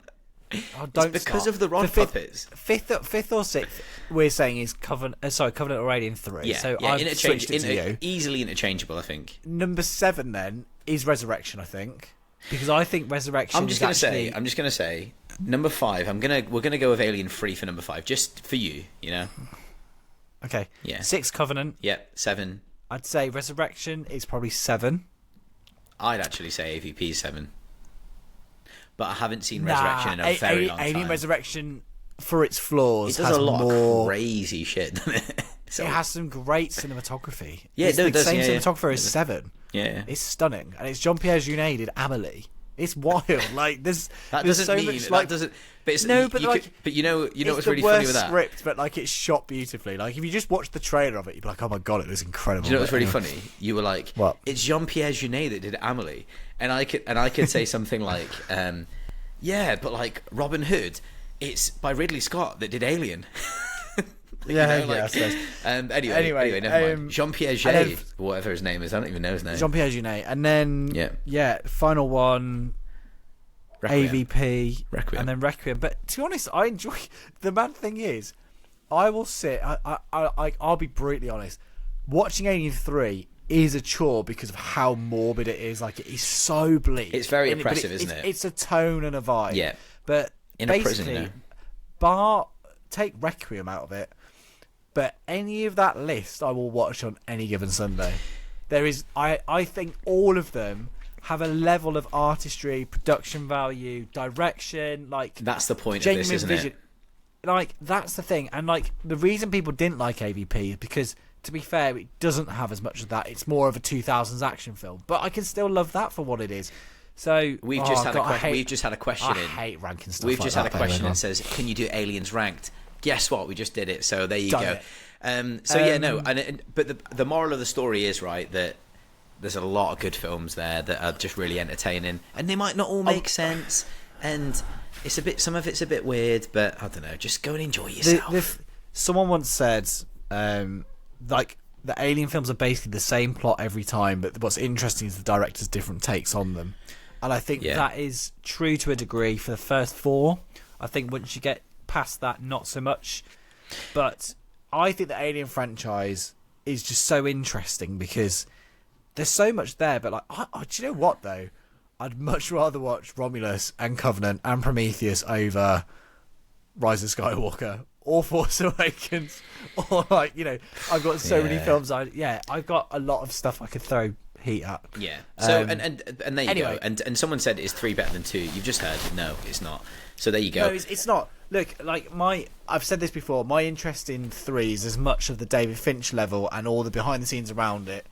Not so much for the final film, but like it's one of those things where you can see the talent within it but it's still like not quite right. There's one last question Go. around that, and that's from Movie Scenes and Shit, who really kindly supports us quite a bit, actually. And yes, he's on thank you very much for the Instagram clips. with like 100,000 followers, and is always retweeting us, sharing our stuff, which is just it's just really kind, when you look after us like that, because our Instagram following's not. I'm just not that good at social media because I've got a very busy job anyway, and I'm sure you have as well, but you're just better at it than me, is what I was saying. Movie Scenes and Shit says practical effects are king, capital letters. So why do only small budget movies use them, while $300 million movies use CGI? Is it laziness? John's got a good answer for this, I'm going to imagine. I have an answer for it, and it was really interesting. So I watched all the behind the scenes I could. Just to say, there was some of the like volume like effects where they shot like real practical models against a screen to get like lighting interaction, all those kind of things. They hired like a dream team to make the alien creature effects. They got some of the guys who used to work at Studio ADI and linked them with some other people. So they worked to the Band of Legacy, I think it was. But they were saying, and Fade Alvarez said, you can create this stuff and it looks incredible, but to shoot it to look incredible is a completely different skill set. Right. And like that's the struggle. So one, it takes more time in terms of on set, things might not go right, the animatronic's not working right, you've got to reset, do all those things. Also, you are locked into a vision of what it looks like. Now, back in the day, that's how you made a film. You storyboarded it, you planned it all out, and you shot it. Now, blame George Lucas for this. God love him, for making Phantom Menace and his new workflow of green screen and being able to change anything at any point and make any decision, which it gives us endless creative opportunities. But it also actually stifles any creative ideas because you don't actually then make any decisions. Yeah, it's like fix it later. We've made this massive queen alien. You're not just going to be like, you can't use it. Nah. It's all right. Yeah, but that's the reason behind it. I think basically not being locked into a single idea, not being able to change it. However, practical effects to talk about in this film, they had some remote control facehuggers which look really cool when they run around. The one I want to mention is there's a scene where the alien's gestating in a wall and like a large egg and comes out, which was hinted at in the first Alien. Only the Queen puts the aliens on the wall. Which is wrong because you're not a real fan, because in the deleted scene of the first film there was no Queen. The alien produced its own eggs by taking people. It didn't eat them. It takes them and it wraps them up and then it generates to become a new egg. Yes. So that was really That's the what you original get idea. when you come at John. And nothing to do with the Queen. Anyway, the Queen was James Cameron's idea, and to be honest, I don't think Ridley ever particularly liked it because he doesn't even mention it within Covenant. So make of that what you will. Sorry, so nerdy. But yeah, so that is why they don't do it. I think because they want the option to be able to change it afterwards, and if you physically made it, you're locked into it, and also they're bloody hard to shoot, and also with the fact it's bloody hard to shoot, gives me more respect for Alien vs Predator because 90% of it is practical. Yeah. That's why that's the point, like for me, is that regardless of CGI and how good it is, it's never ever going to look as good as practical. Well, I mean, when I say never ever, obviously if the practical's not very good, but again, I've said it like probably like 10, 15, 20 times on the pod, is that you just will never beat a man in a suit or a robot or a physical presence of something like. I don't know. Some of the CG in this is really. I think the CG's practical. It's hidden, really isn't well it? Integrated. A lot of very, it. very well done. Yeah. I think it's bar. I think Covenant did it really well, but anyway, it's a different chat. But I think all of the recent ones, or to be honest, since Resurrection, like Resurrection has some slightly early CG, so forgive it for its sins. But they've been able to nail their like alien gooey face and whatever so well. I thought for so that long now. the final bit with this crazy man looked amongst the best. Thing. Like there was not once except apart from the android, the CGI android, I was not taken out of this once. Like it's remarkable. So John's answered the question. I can't answer it any better than that, to be honest. So yeah, I think we are running incredibly long, which I'm not surprised about because we talked about. I'm not Alien, surprised about that. But we need to talk about a certain film starring Arnold, the one and only, Get out of here. Sorry, but what's the film? That's really derailed me there.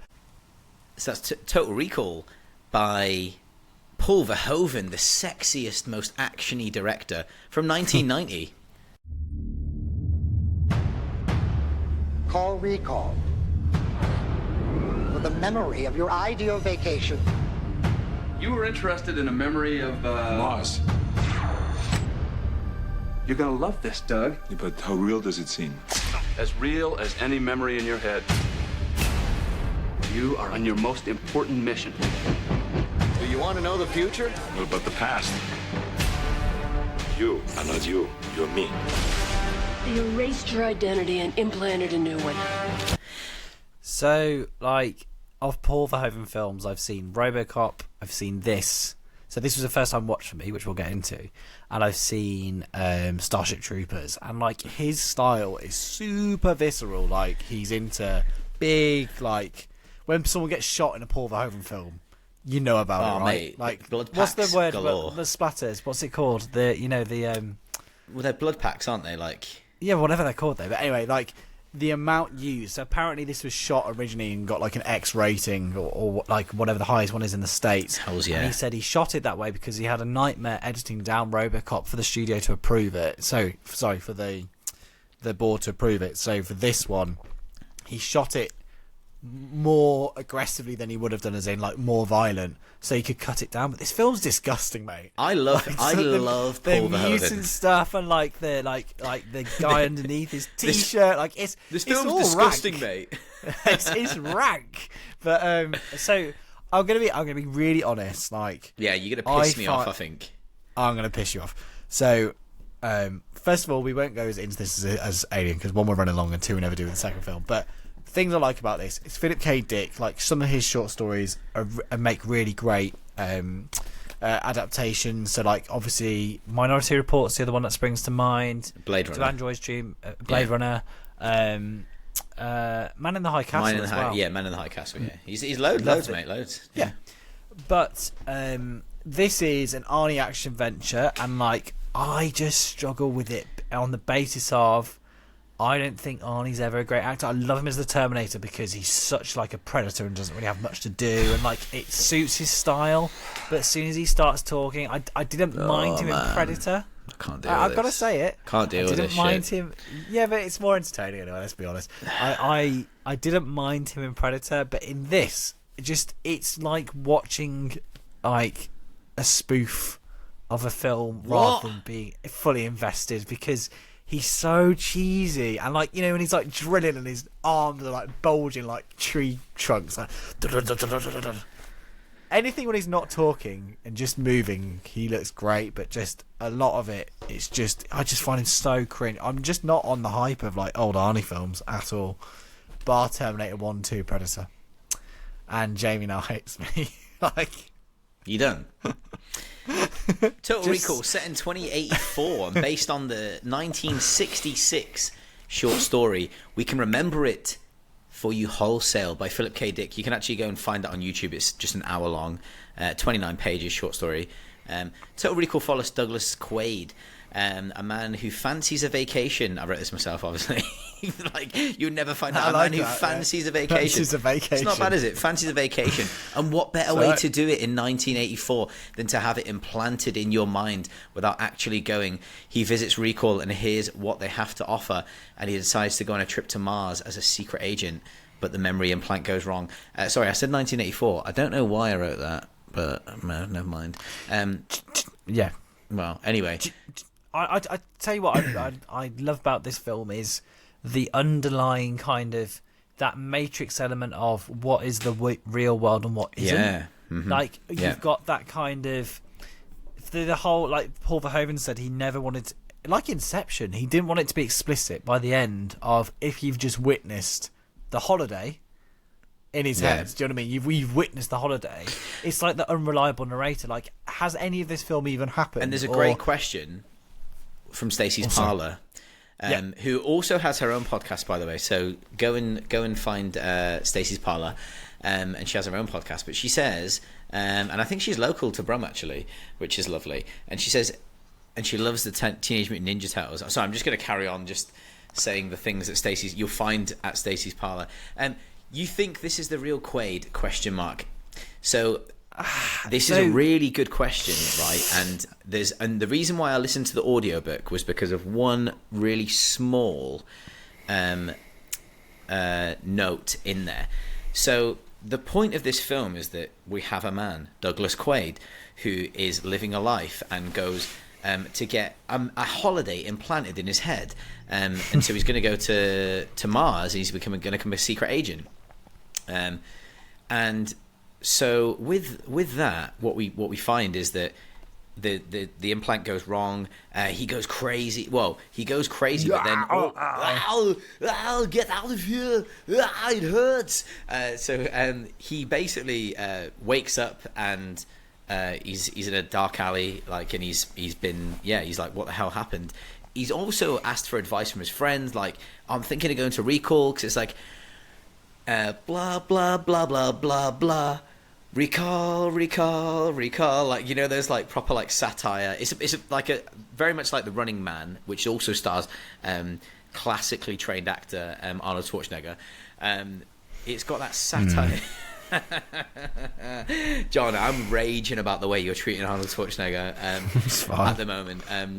So it's got that satire in there, like, so you've got these adverts and stuff. And so he's speaking to his friend, and he's like, "Oh, I feel like I want to do this," and his friend's like, "No, like, you really shouldn't do that. They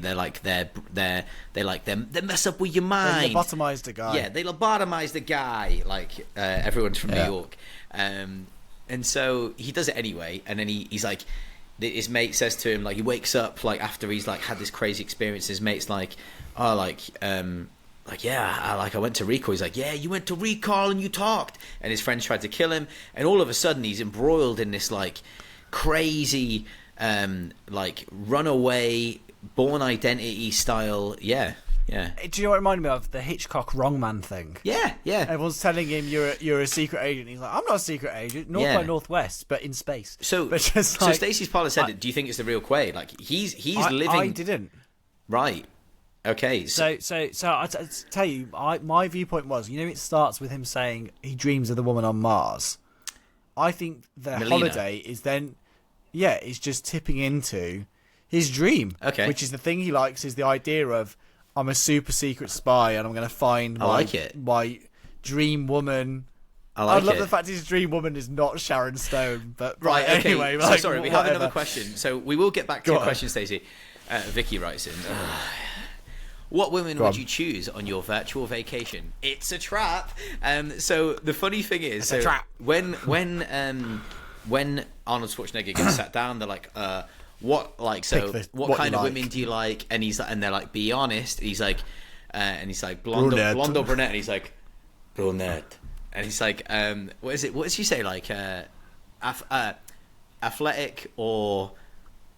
I can't remember what the other way they use. It's like promiscuous or not. He's like, he's like, sleazy. Like, yes. So what's funny is it's the complete opposite of the woman he's in bed with at home. Yeah. So Vicky says, "What woman would you choose on your virtual vacation?" And I was like, "That's a trick question, that is." And I was like, "Do you mean if I went on a pretend vacation, who would I cheat on you with?"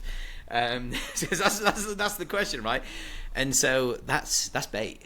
And so what I would say is obviously I would choose you, Vicky. But if you're asking me who my celebrity crush is, that's a completely different story. So if we're talking about a hypothetical situation with a celebrity crush, then I would probably just choose Scarlett Johansson. What? I thought we were on about the ones in the film. Yeah, we are. She's not in the film. No, she's not in the film. But what I'm saying is, if we're talking about, like, if someone got me in the chair and was like, who would you choose? Like, well, the number one choice is Vicky. The number two choice, and what I've said is, if we're talking about a celebrity crush, like it's a dream, but obviously my first choice would be Vicky.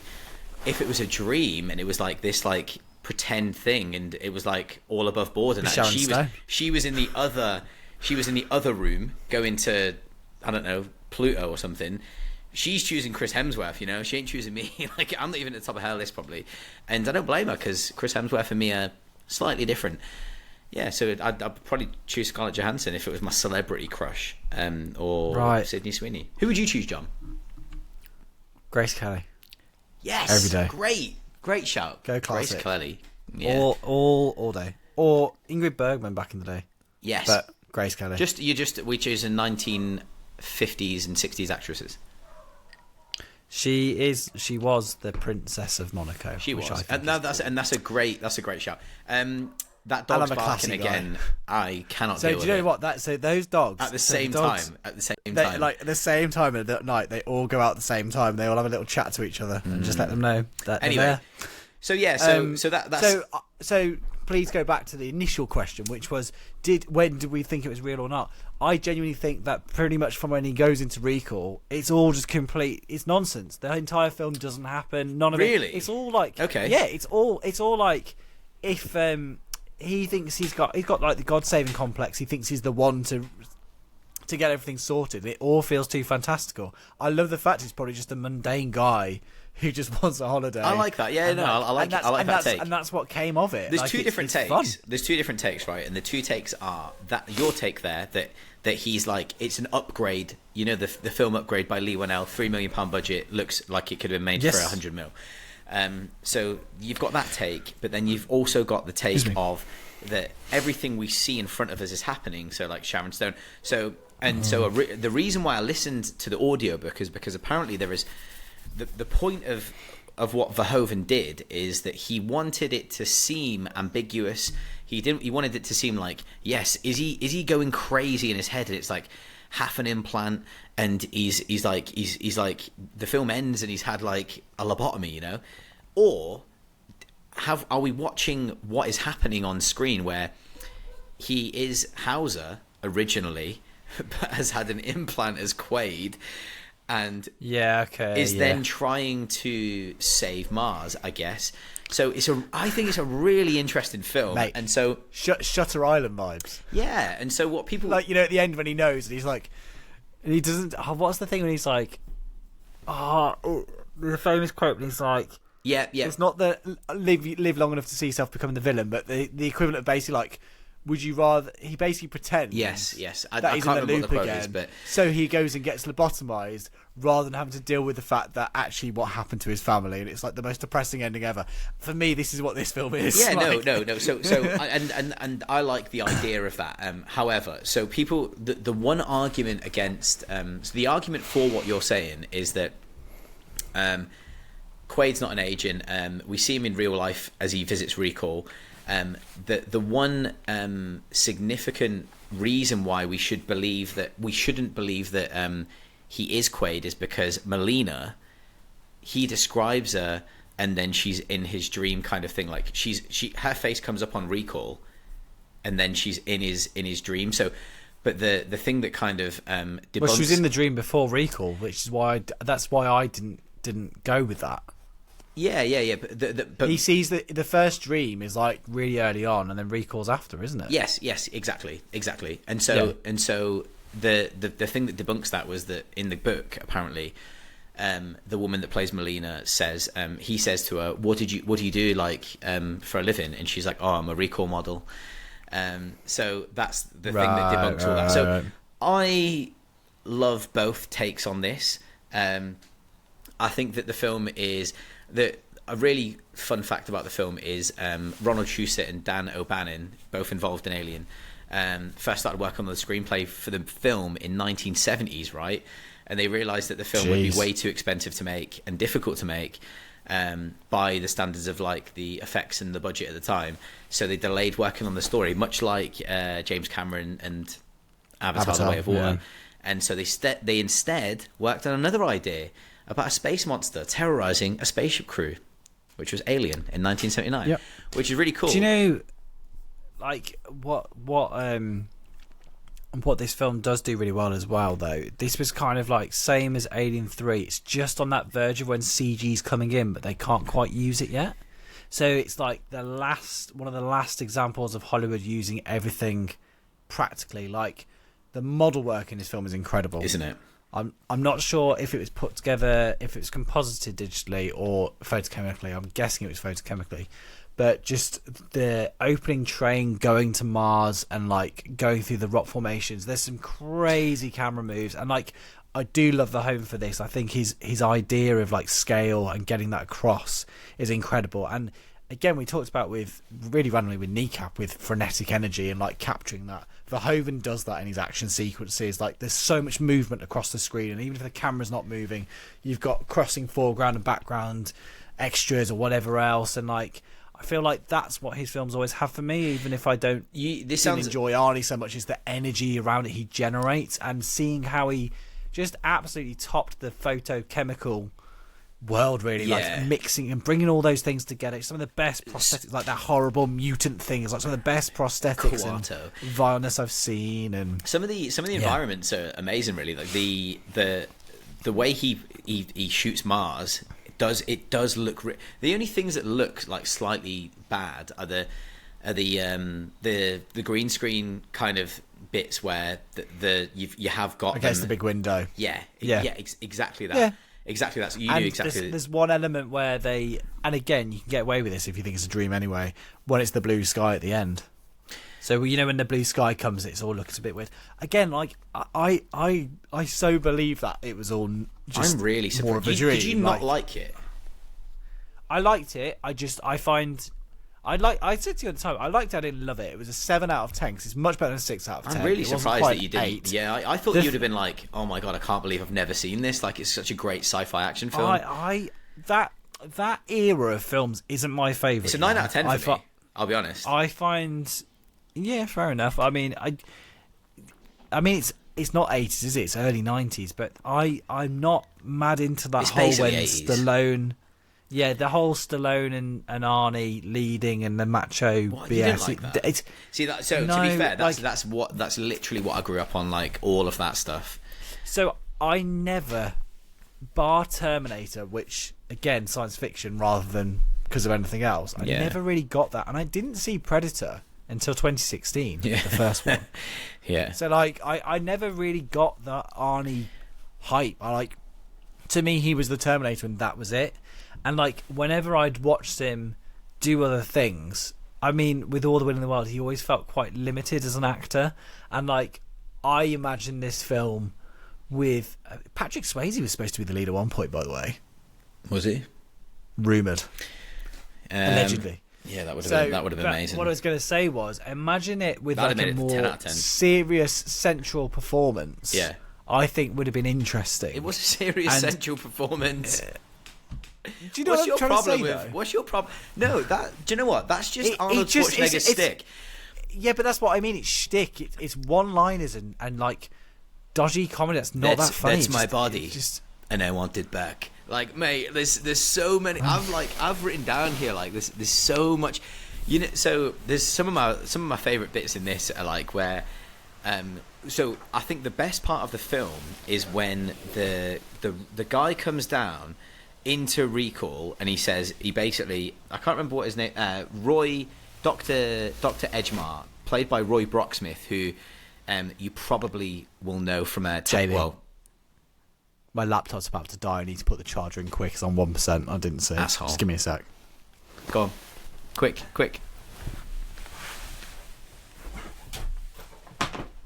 Any long cable, USB-C, shit.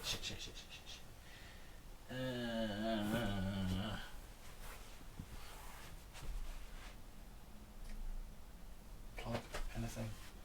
Think. Where are my C's? I'm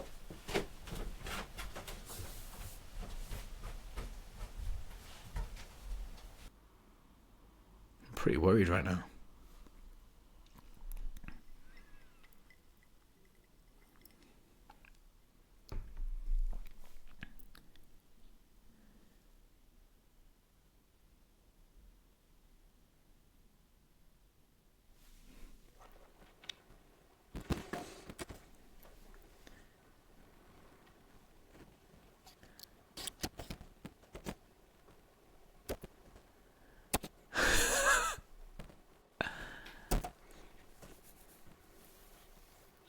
Fuck.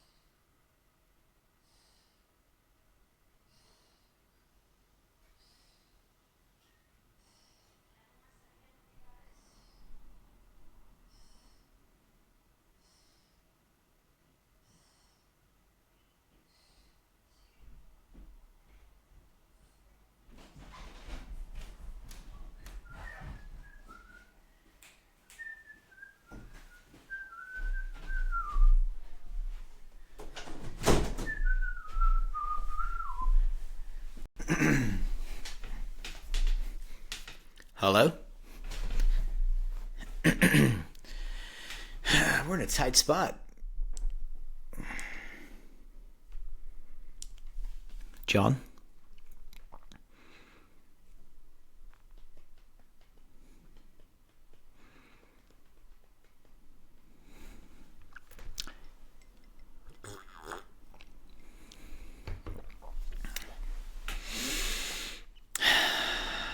Fuck.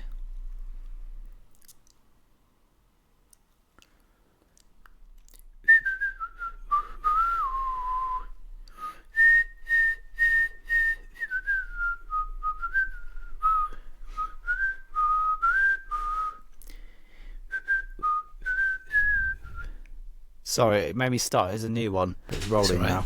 That's weird. Fuck. Are we good? Sorry, you were doing a really big breakdown then of something. Really bad timing. It's all right. I know what I was doing. No, I know exactly what I was doing. Anyway, Ready? we're rolling. Hey guys. Ready?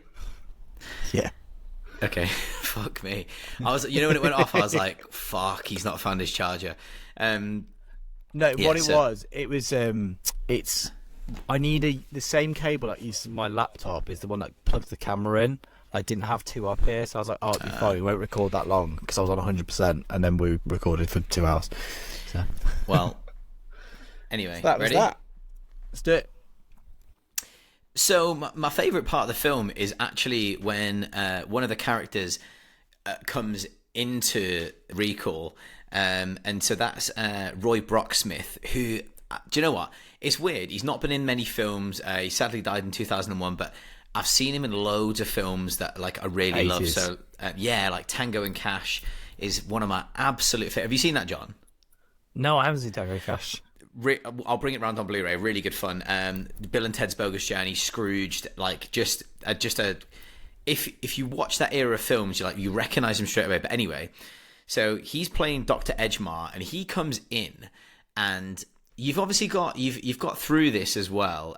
Sharon Stone, who plays Laurie Quaid, who's Douglas Quaid's wife, that doesn't really like him that much, and essentially.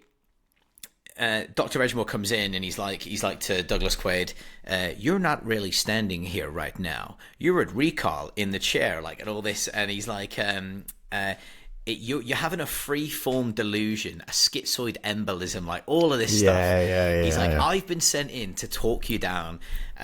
He's like, "You just had a dream that started in the middle of the procedure. You paid to be a secret agent. That's what you're living out." And he's just Quaid's got the gun pointed at him, and he's like, "Nah, I don't believe any of this." And then obviously Laurie turns up, and she's like, he's basically gonna blow the guy's head off. And she turns up, she tries to convince him. He's like, "Come on, Doug, this is not the way it should go," and all this. And then he puts his gun down, and he sees a bead of sweat roll down his face, and it's such a good scene. And then he's like, take the pill and put it in your mouth, to basically wake up and come out of it. And he's just like, nah, shoots him in the head. And then she's kind of like, "You've done it now you've done it." And I remember this scene probably the most throughout the whole film. And she beats the shit out of Arnold Schwarzenegger, proper boots him in the face, all that kind of thing. And then she has everyone runs in. She has this really good fight with Melina, who we spoke about, the woman that he's dreamt up and stuff. It's a really good fight, roundhouse kicks, loads of judo being used. And apparently Sharon Stone done loads of she got inducted into the stunt person association for a little bit, because she'd worked so hard on this film. But it's just great. It's really good. And obviously you've got Sharon Stone beating Melina, and she says she's all of a sudden Doug wakes up and he's got the gun pointed at his wife, and Sharon Stone's like, "You couldn't do that, we're married." And he's like, "Consider this a divorce," and blows her brains out. This is what I never, good, man. Mate, that's the Come stuff. on. No, that's the stuff I hate. All that Arnie's, I could take him. That's the stuff that maybe Nah, you just I can leave that. Yeah, that's the stuff that everyone thrives off, that loves Arnie, because it's let off some steam, Bennett in Commando. He's just Helicopter, get to the chopper. yeah, it's Whoa. like you can do that to me, Doug. We're married. Consider this a divorce. Poof. It's just it's like it's so much fun. You remind me of that woman that's giving Quentin Tarantino a hard time. She's like, don't you think there's just a lot of violence? Because it's so much goddamn fun, Jan. Anyway, so yeah, it's just a really good time, and Michael Ironside as well as the villain, and he's like, obviously Verhoeven uses him in RoboCop as well, and he's terrifying. And in Starship Troopers, he's the teacher with his leg blown off. Of course. He's not so terrifying, and I guess he's kind of shown his range across the three films. In RoboCop, he's very scary. In this film, he's a bit more of like, he's, again, another massive 80s actor that everyone will recognise would be Ronnie Cox. Again, Beverly Hills Cop, Deliverance, RoboCop, Total Recall. He's there, and he's chewing the scenery in every scene he's in. And so, I don't know, man. Like, it's just really fun. It's a corporation stealing oxygen from and again, it's this in time thing. Like, it's this classic film starring Justin Timberlake. It's making people pay for oxygen. And when I watch this, I watch this film probably every year, like easy, like every year. You've probably heard me speak about it on the pod before, but the point of that is that is what's going to happen eventually, you know. Like, there's talk. Well, I say there's talk. This is what pisses me off. And when I say corporations screwing us over, there's a well-known German car brand with 3 letters, WMB, something like that. And anyway, they put heated seats in their car. So like the car, inside the car, there is a seat that can be heated, and it has the heaters in the seats. But you have to go into this car brand and you have to pay a subscription to use the heated seats. And I'm just like, what is going on? Like, and so this is the bullshit that I'm talking about. They're like, you're paying for oxygen to like live. And same as the classic film by Andrew Niccol, In Time, we're like trying to like basically add time onto our lives by working before we die. And so I don't know. I have a big question from Movie Scene and Shit. Said, would you date the 3-boobed lady? Yeah, I would. if single, if I no, both of us are single. And when I say date her, like, I mean, it's not really about the three boobs is a classic scene from this film, and it's replicated in the remake that shall not be named, starring Colin Farrell. But yeah, I mean, this 3 boobs is fine. It's good. I mean, the only thing I'd worry about is like, you know, like the bras. Like, I've never seen a 3-boob bra. You know. No, we don't get to see that because they're just all out there. They're all out, and they're practical as well. Great practical effects there. No, we've got 2 questions that actually linked to this. So like, we'll go to the next one. Now you've said practical effects. It says Kim's.horoscope said, favourite use of practical effects film or scene. Now Jamie's we've just mentioned. No, I think she means any film. So I've got a few actual films that I've go on. You go. So yeah, I didn't know actually reading that back. I don't know whether she means any films. So I'm just going to give you the films that came to mind. So The Fly always comes to mind with the pulling out of the nails. When his nails start falling out, Jeff Goldblum. Demons by Mario Bava. Like, so Demons is a film about people trapped in a cinema and everyone starts turning into demons, and there's loads of practical effects in that. It's like the really gross film. And then in terms of like just practical like stunts and stuff, like Speed always comes to mind. Like, I think Speed is like got such a good like practical effects. Like, it's all real. Like, there's nothing like they're really crashing buses, you know. Like, and I just think that's wicked. And then obviously you could mention stuff like Avatar and stuff, but like I'm talking about I know that what Kim means, because she loves that stuff, the gooey kind of special effects. And so I didn't want to mention any of the obvious ones. Could have mentioned the Aliens. Yeah, like the Queen, again, Egg Sack, all that stuff. Yeah. Terminator 2, a lot of it. Terminator 2's like blew people's minds at the time. Like, that was like, that really did propel special effects forward. It was like groundbreaking at the time, wasn't it? So yeah, I'm talking more the practical elements of it. I think use of practical effects film or scene. 2001: A Space Odyssey for like the rotating set, which is incredible. I knew you would say that. Yeah, of course. Like I thought that I did think that, but I've never seen the film, so I wouldn't know what to say. We're gonna do it soon when the nights are dark, so we can actually watch that film in pitch black. So yeah, and then Film Forager wrote it, and she said, "What is your favourite Paul Verhoeven film?" Now, I know what mine would be because I've listed the 3 I've seen. So this is going to be quite this is a bit of a wanky answer for me because I was thinking about Paul Verhoeven and Crash. I often, It's Crash. He did Crash, right? No, he didn't do Crash. No. Oh. No, he didn't do Crash. But so the ones I've seen, I've not seen loads of his films. But there's 3 that I really, really love. Starship Troopers is not in the top 3 for me. I love Starship Troopers. That's my one because I've only seen 3, but that's my one.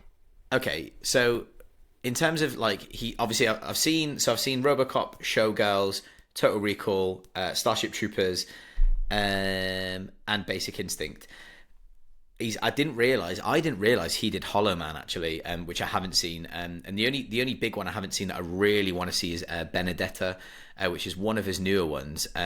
So that's supposed to be really good. Like it's quite a modern one, like new one. I would probably say that my favourites is a tie between RoboCop and Total Recall. But the one thing I wanted to say was like and again wanky thing to say, but I love like the tactility of his films and like visceral nature. Yeah, he just like he does a great erotic thriller. Like he knows how to shoot people. No, he does. Like he does. Yeah, like, he does. He loves a bit of sexiness. He knows how to shoot people. He knows how to shoot like just like gross like and make you really feel something on the film and on the scene, like and not in a horror way. Yeah. The scene from RoboCop that always gets me is where Michael Ironside is going that and he's like blowing the main character to pieces at the beginning for him to become RoboCop. No spoilers, obviously. It's like spoilers for a film like in what, like 1987, whatever it is. Yeah. So I think that it is a cross between Total Recall and RoboCop, but I think Basic Instinct. I own all of them on 4K. Like Basic Instinct's fantastic as well, like brilliant. And so Total Recall overall, I just think it's wonderful. Like it's just like I love the way that he. Again, it's the corporation screwing people, like charging people for oxygen, and it's going to happen at some point. I'm telling you now. Oh God! We get charged. Give us an optimistic end, Jamie. Like we're getting to the end of the pod, we're getting a conclusion, and you're just moaning. We get charged for everything nowadays, and to the point of where we get charged for heated seats in a car that we own. You know, we get charged to turn them on. It's ridiculous. Anyway, the positive notes, right, would be that the practical effects in this film are fantastic. The score is so inquisitive all the way through. Like I love the score. It's like it feels like it shouldn't really fit because it's like a very violent film, but it was Jerry Goldsmith's favourite score he did. He said, yes, which and is it's quite interesting. But why is it interesting? I think his most luscious and fantastic score is Star Trek: The Motion Picture, and it set the entire soundscape for pretty much every Star Trek production that followed up until modern times. So I just think that's his greatest achievement for me. And it's really funny, he gets annoyed about the Alien score because a lot of the motifs you know from Alien weren't all from that. They were from a different film that he'd done, and they cut that score in, and it really upset him at the time. But anyway, this film score is very similar to the Star Trek Insurrection score, the battle theme. I've seen Star Trek Insurrection. I remember it not being very good. It's not very good at all. Is it not very good? Yeah, and I remember I seen it when I was really young, and I didn't think it was very good. First Contact's good. Nemesis is all right. Says it all, really, doesn't it? But no, I mean, it's for me. This is a 9 out of 10 banger, and I've watched it since I was younger. Maybe I've got a bit of, I don't know. Like rose tinted glasses. I don't think I have. Like I think that a lot of people, it's considered a very, very good film. I don't think it's a bad film. I just don't love that Arnie shtick. It just doesn't do. And I think I can much for me. If that's your main issue with the film, then I'm okay with that. But like as long as you can appreciate that the special effects at the time were effects are fantastic. The score's very good. Paul Verhoeven's an excellent director. I just find Arnie I was really surprised because I was expecting you to be like, this might be a new favourite. You know, I just love watching Arnie as a Terminator because he just doesn't really have to do much dialogue, and that's just when he's perfect. I didn't know. I say the same thing about Keanu Reeves, you know, and I always say the same thing about Keanu Reeves in The Matrix because he's good because he doesn't know what's going on in the film. So I'm just like, and I'm one of them. John Wick's the same, isn't it? Sad. Just be sad. Listen, Keanu Reeves, and I know I realise when I say things like this, it's really kind of ostracising us and making sure that we never get any really special guests on. And we've had some very special guests, but you know, like we're never going to get Keanu Reeves on because I don't think he's a good actor. that's just it. Like, yeah, I think it's just crazy. But we will get Nicolas Cage on because we love him. But anyway, the film's great. The effects, the only ropey effect in the film is when he's dressed as the woman and he's going through customs and it's like, and it comes double. Like and it's basically a plasticine. It's as good as they could have done for that year. It's better than Romulus. What they did with what's the actor's name? No, Romulus looked great. No, what you mean better than Ian Holmes' face? Yeah, that's what they should have done. They should have done a plasticine. They should have done a plasticine figure. Yeah. Hey ho. Jamie, next episode, are we on to the horror trail now? Is this my last week of break? Are we now on No, we've got plenty of time. It's August, we've got September. So we've been speaking to a potential guest for quite a while, who I think will come on and speak to us, a film critic. Really good. So we should have a guest in September. I'll tell you about that afterwards, John. That'll be fun. And there is a potential episode I've been speaking to some other people as well, which is a potential episode with some cinemas, so like some independent cinemas, to talk about kind of what it's like owning an independent cinema and programming for an independent cinema. So that's something I'm trying to do as well, which would be very exciting. So yeah, those are 2 episodes that we've probably got coming up. Maybe not in September, but maybe in September. But I don't know. John's had his free episodes. I've had a run. He's had a good run, man. So, I had Alien vs Predator special. I had Romulus, and the week before that, I had. What did you have the week before that? No, we didn't. It was just. Do you know Predator what though? I am quite keen to do Star Trek: The Motion Picture at some point as well. I'd like to. I just don't know if anyone cares enough. So genuine feedback, like. I think. Message us if you're remotely bothered about listening to that. What would we pair it with? About it, but what do you think it'd be paired with? Because it's an interesting film, isn't it? 2001: A Space Odyssey, but that's the other caveat. You need to see 2001 first. You can't watch that film and not see 2001. Okay, so maybe can't pair those two because that is dull for some people. Is it? It's a non-listen. It'll be like when we did the musical episode, which absolutely. It's caught up. Someone mentioned that episode the other day. So actually, someone mentioned that episode the other day and said that they watched The Young Girls of Rockford and it reminded. I think they said it. Yeah, it reminded them of us. Yeah, it's a great episode. I love doing it. Anyway, John's got an early start in the morning, hasn't he? What are you going to say, John? What you got? I was going to say. Have we answered all the questions? Yeah, we did do all the questions. We had to, but by the way, great questions this week. We had absolutely loads, and all I wanted to say was thank you to everyone who's been sending me all the Alien stuff for the past few weeks. I've been enjoying it, and it's been really nice having so many first reactions and people thinking of me. That just shows how long I've been banging on about that film, Series 4, but that's fine. This is the first time I've seen a film so close to release. So I see Alien came out Friday. I seen it Sunday. Release. Yeah, I was well excited for you. I really look. It's pretty difficult for me to get cinema these days. But I literally weeks ago said I'm going 3 times in the last month. and I didn't want to see any spoilers, so I didn't actually watch any of the latter trailers. I just went in, and it was so good to just have that experience, and I loved it. However, did your dad like it? I forgot to ask. Yeah, he did really like it. I think he had very similar issues that I had in terms of the nitpicks we talked about with some repetition of things. But as an entry, very happy with it. But from memory, he also didn't mind Covenant at all, and he didn't mind Prometheus. So we're pretty aligned on views. He does not like Alien 3 though, in any way, shape, or form, in any cut. No, I remember when the assembly cut first came out, the audio, the ADR hadn't been redone on it, so the audio was terrible, and it had subtitles, and it wasn't until the Blu-ray it got fixed. I remember saying to Dad, like, oh, like, we'll watch it, and he just wasn't that keen. And then when the Blu-ray came out, I said, Dad, they fixed all the audio. Do you want to watch it again? He was like, no, you're right.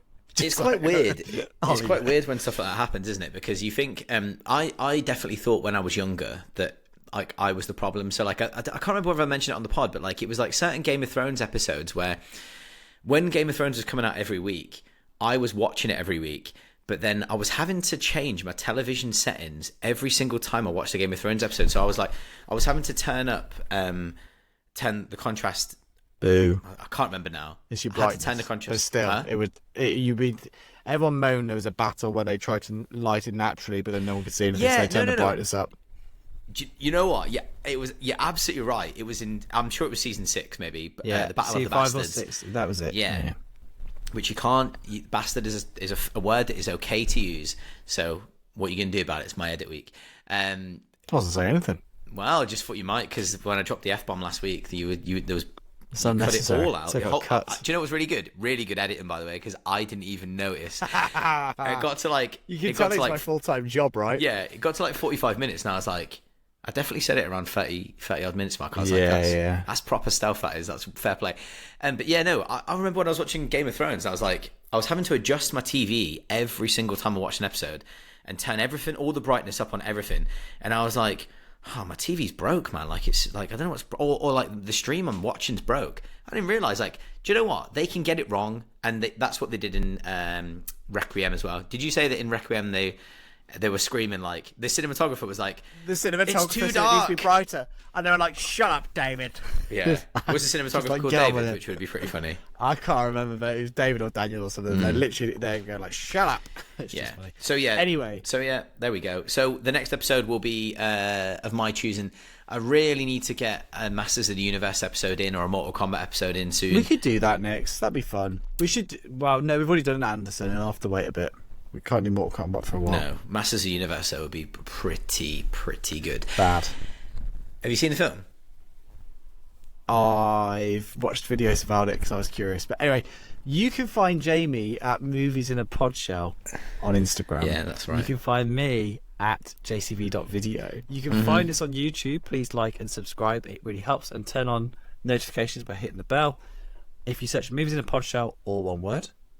And as Jamie is proudly displaying today, we still have t-shirts available from the SumUp store. The link of which is on his page. Moviesinapodshell.sumupstore.com. Very good. You've got it. We'll see you in a couple of weeks. Yeah, we've been so on time lately, haven't we? We're like, yeah, mate. We've been like break for a month. Bye. We've been like Ja Rule and Aaliyah, mate. Like, we're like always on time. But anyway, I was just looking for the cinematographer of Alien Requiem. I can't. So, John, you need to go to bed. I'm gonna say see ya. Bye.